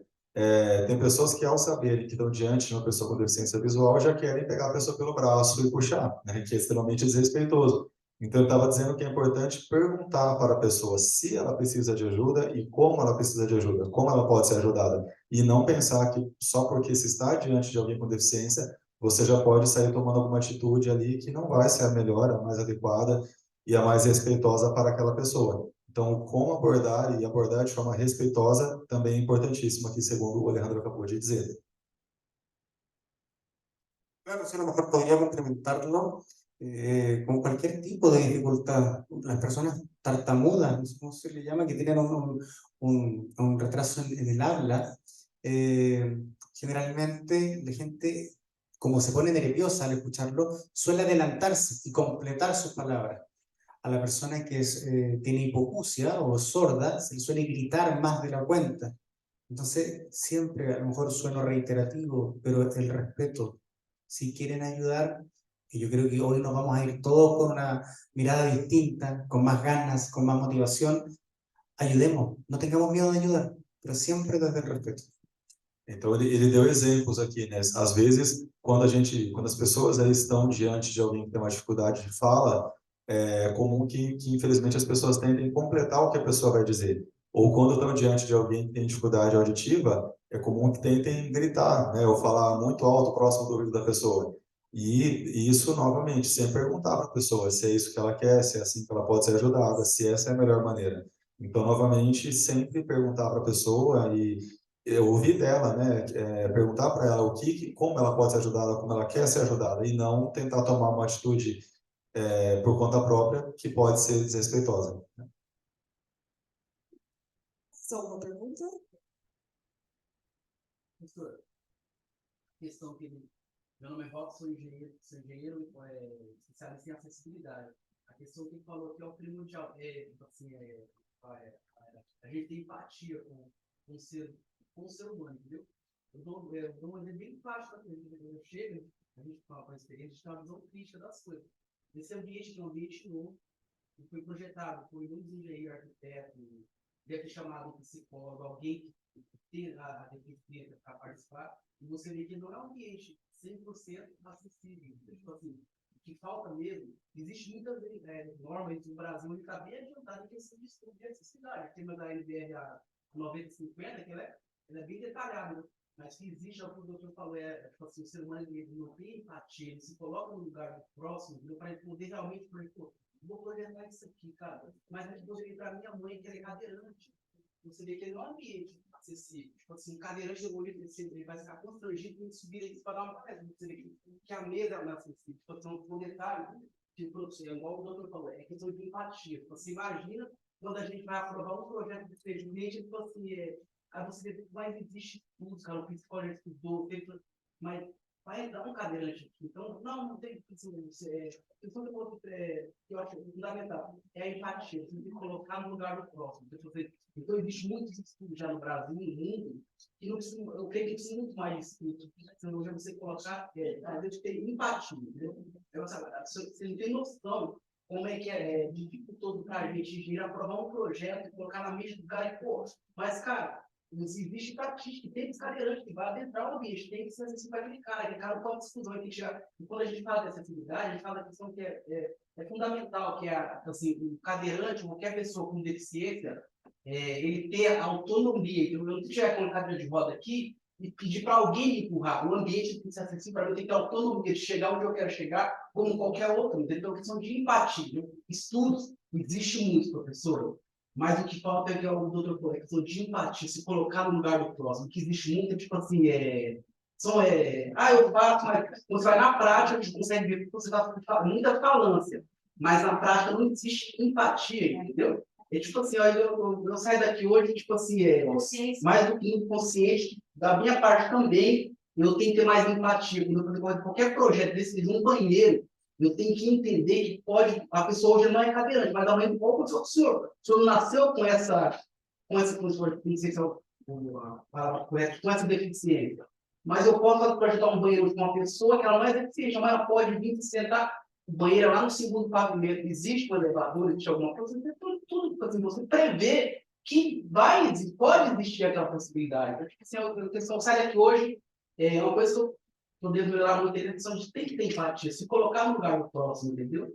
É que, assim, porque estudos existe muito já, doutor, entendeu? Eu creio que o Brasil está elevado essa questão de estudos. A gente tem uma NBR aqui com mais de 1.500 páginas, entendeu? Ou seja, tudo que for projetar, eu tenho dúvida, está aqui, está mostrando, mas o cara quer forjar, ele quer pular e vai fazer questão. Não é questão de falar empatia, se colocar no lugar do próximo, entendeu? Eu acho que a gente teríamos uma sociedade melhor e um mundo melhor, entendeu? Porque, igual o professor Marcelo, quando fala também de direito de minoria, a pessoa está falando, tipo assim, se que a pessoa também, Roseli fala sempre, se colocar no lugar do próximo, entendeu? Tipo assim, se fosse naquela posição, eu estaria feliz, contente, então não está muito longe da gente, essa questão de não ter empatia, entendeu? O ser humano, eu não tive essa aula no colegial, entendeu?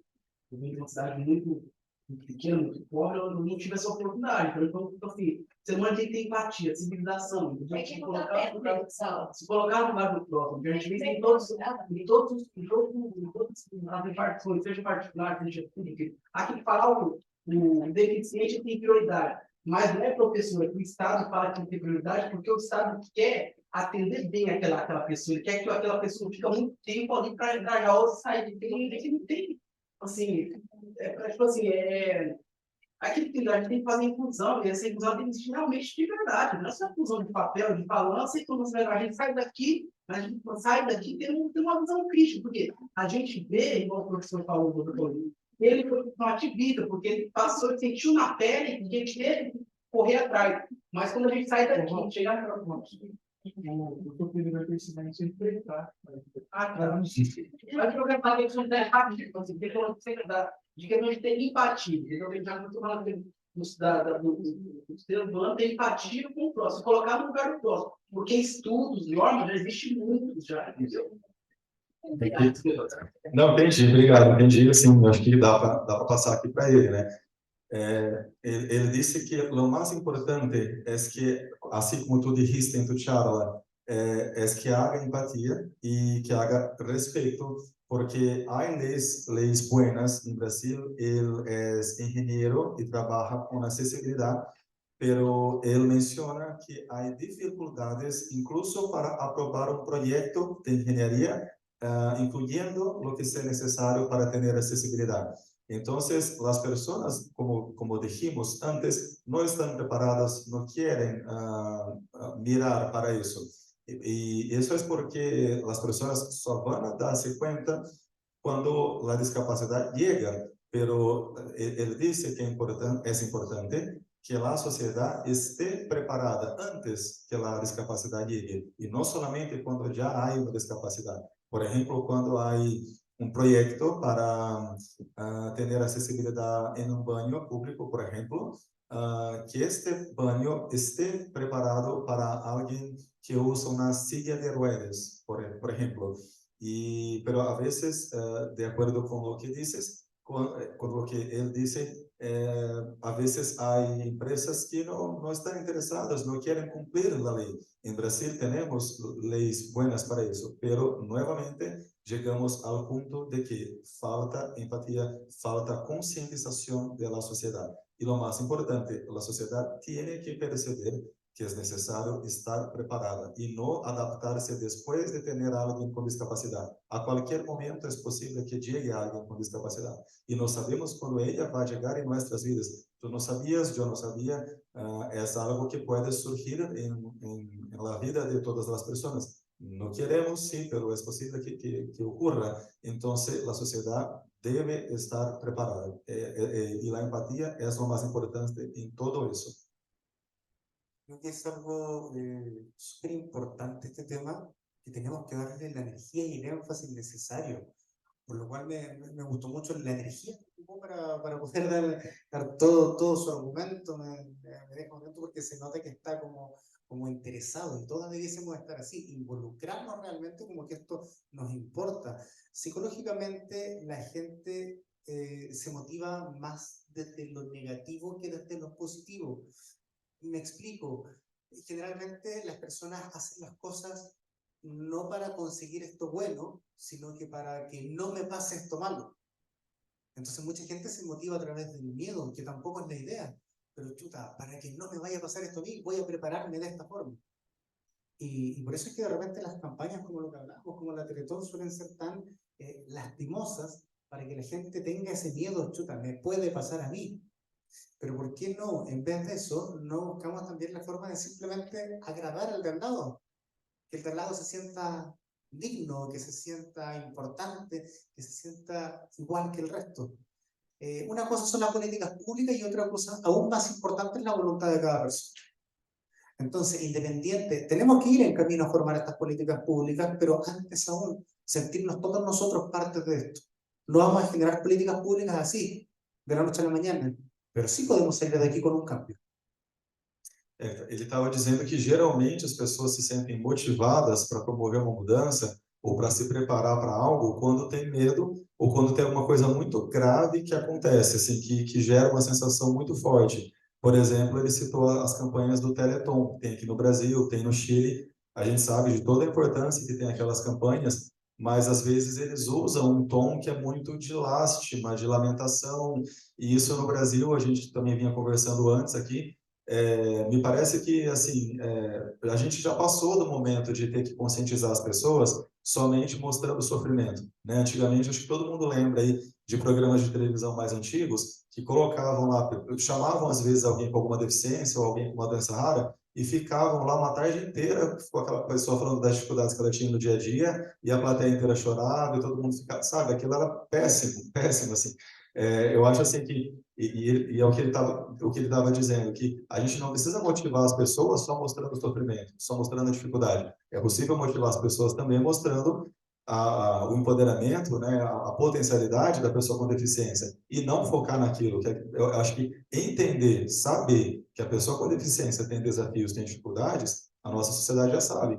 Né, uma sociedade da informação, com tanta possibilidade de acesso à informação, com redes sociais, com tudo que a gente tem, não precisa ficar repetindo que a pessoa passa por desafios, e isso não é bom para ninguém. Então, eu estava dizendo que é importante conscientizar por esse outro viés também, né? Que é o viés de mostrar que, olha, a pessoa com deficiência precisa de atenção, mas não porque ela vai estar sofrendo, porque ela é um coitadinho, por causa da vitimização, mas para que ela possa ter o papel dela de protagonista, para que ela possa ser alguém que inspira, ser alguém que vive uma vida ativa, né, autônoma. Então, ele concorda com a sua fala, e inclusive também elogiou o tom enérgico, né, que você usou. É importante que tenha pessoas que usem esse tom com essa vontade, né, de trazer mudança. Então, em nome da comissão organizadora do evento, da Faculdade de Maringá, da Uningá e da Caixa de Defesa do Advogado, agradecemos ao doutor Alejandro pelos apontamentos aqui realizados e o nosso evento está encerrado.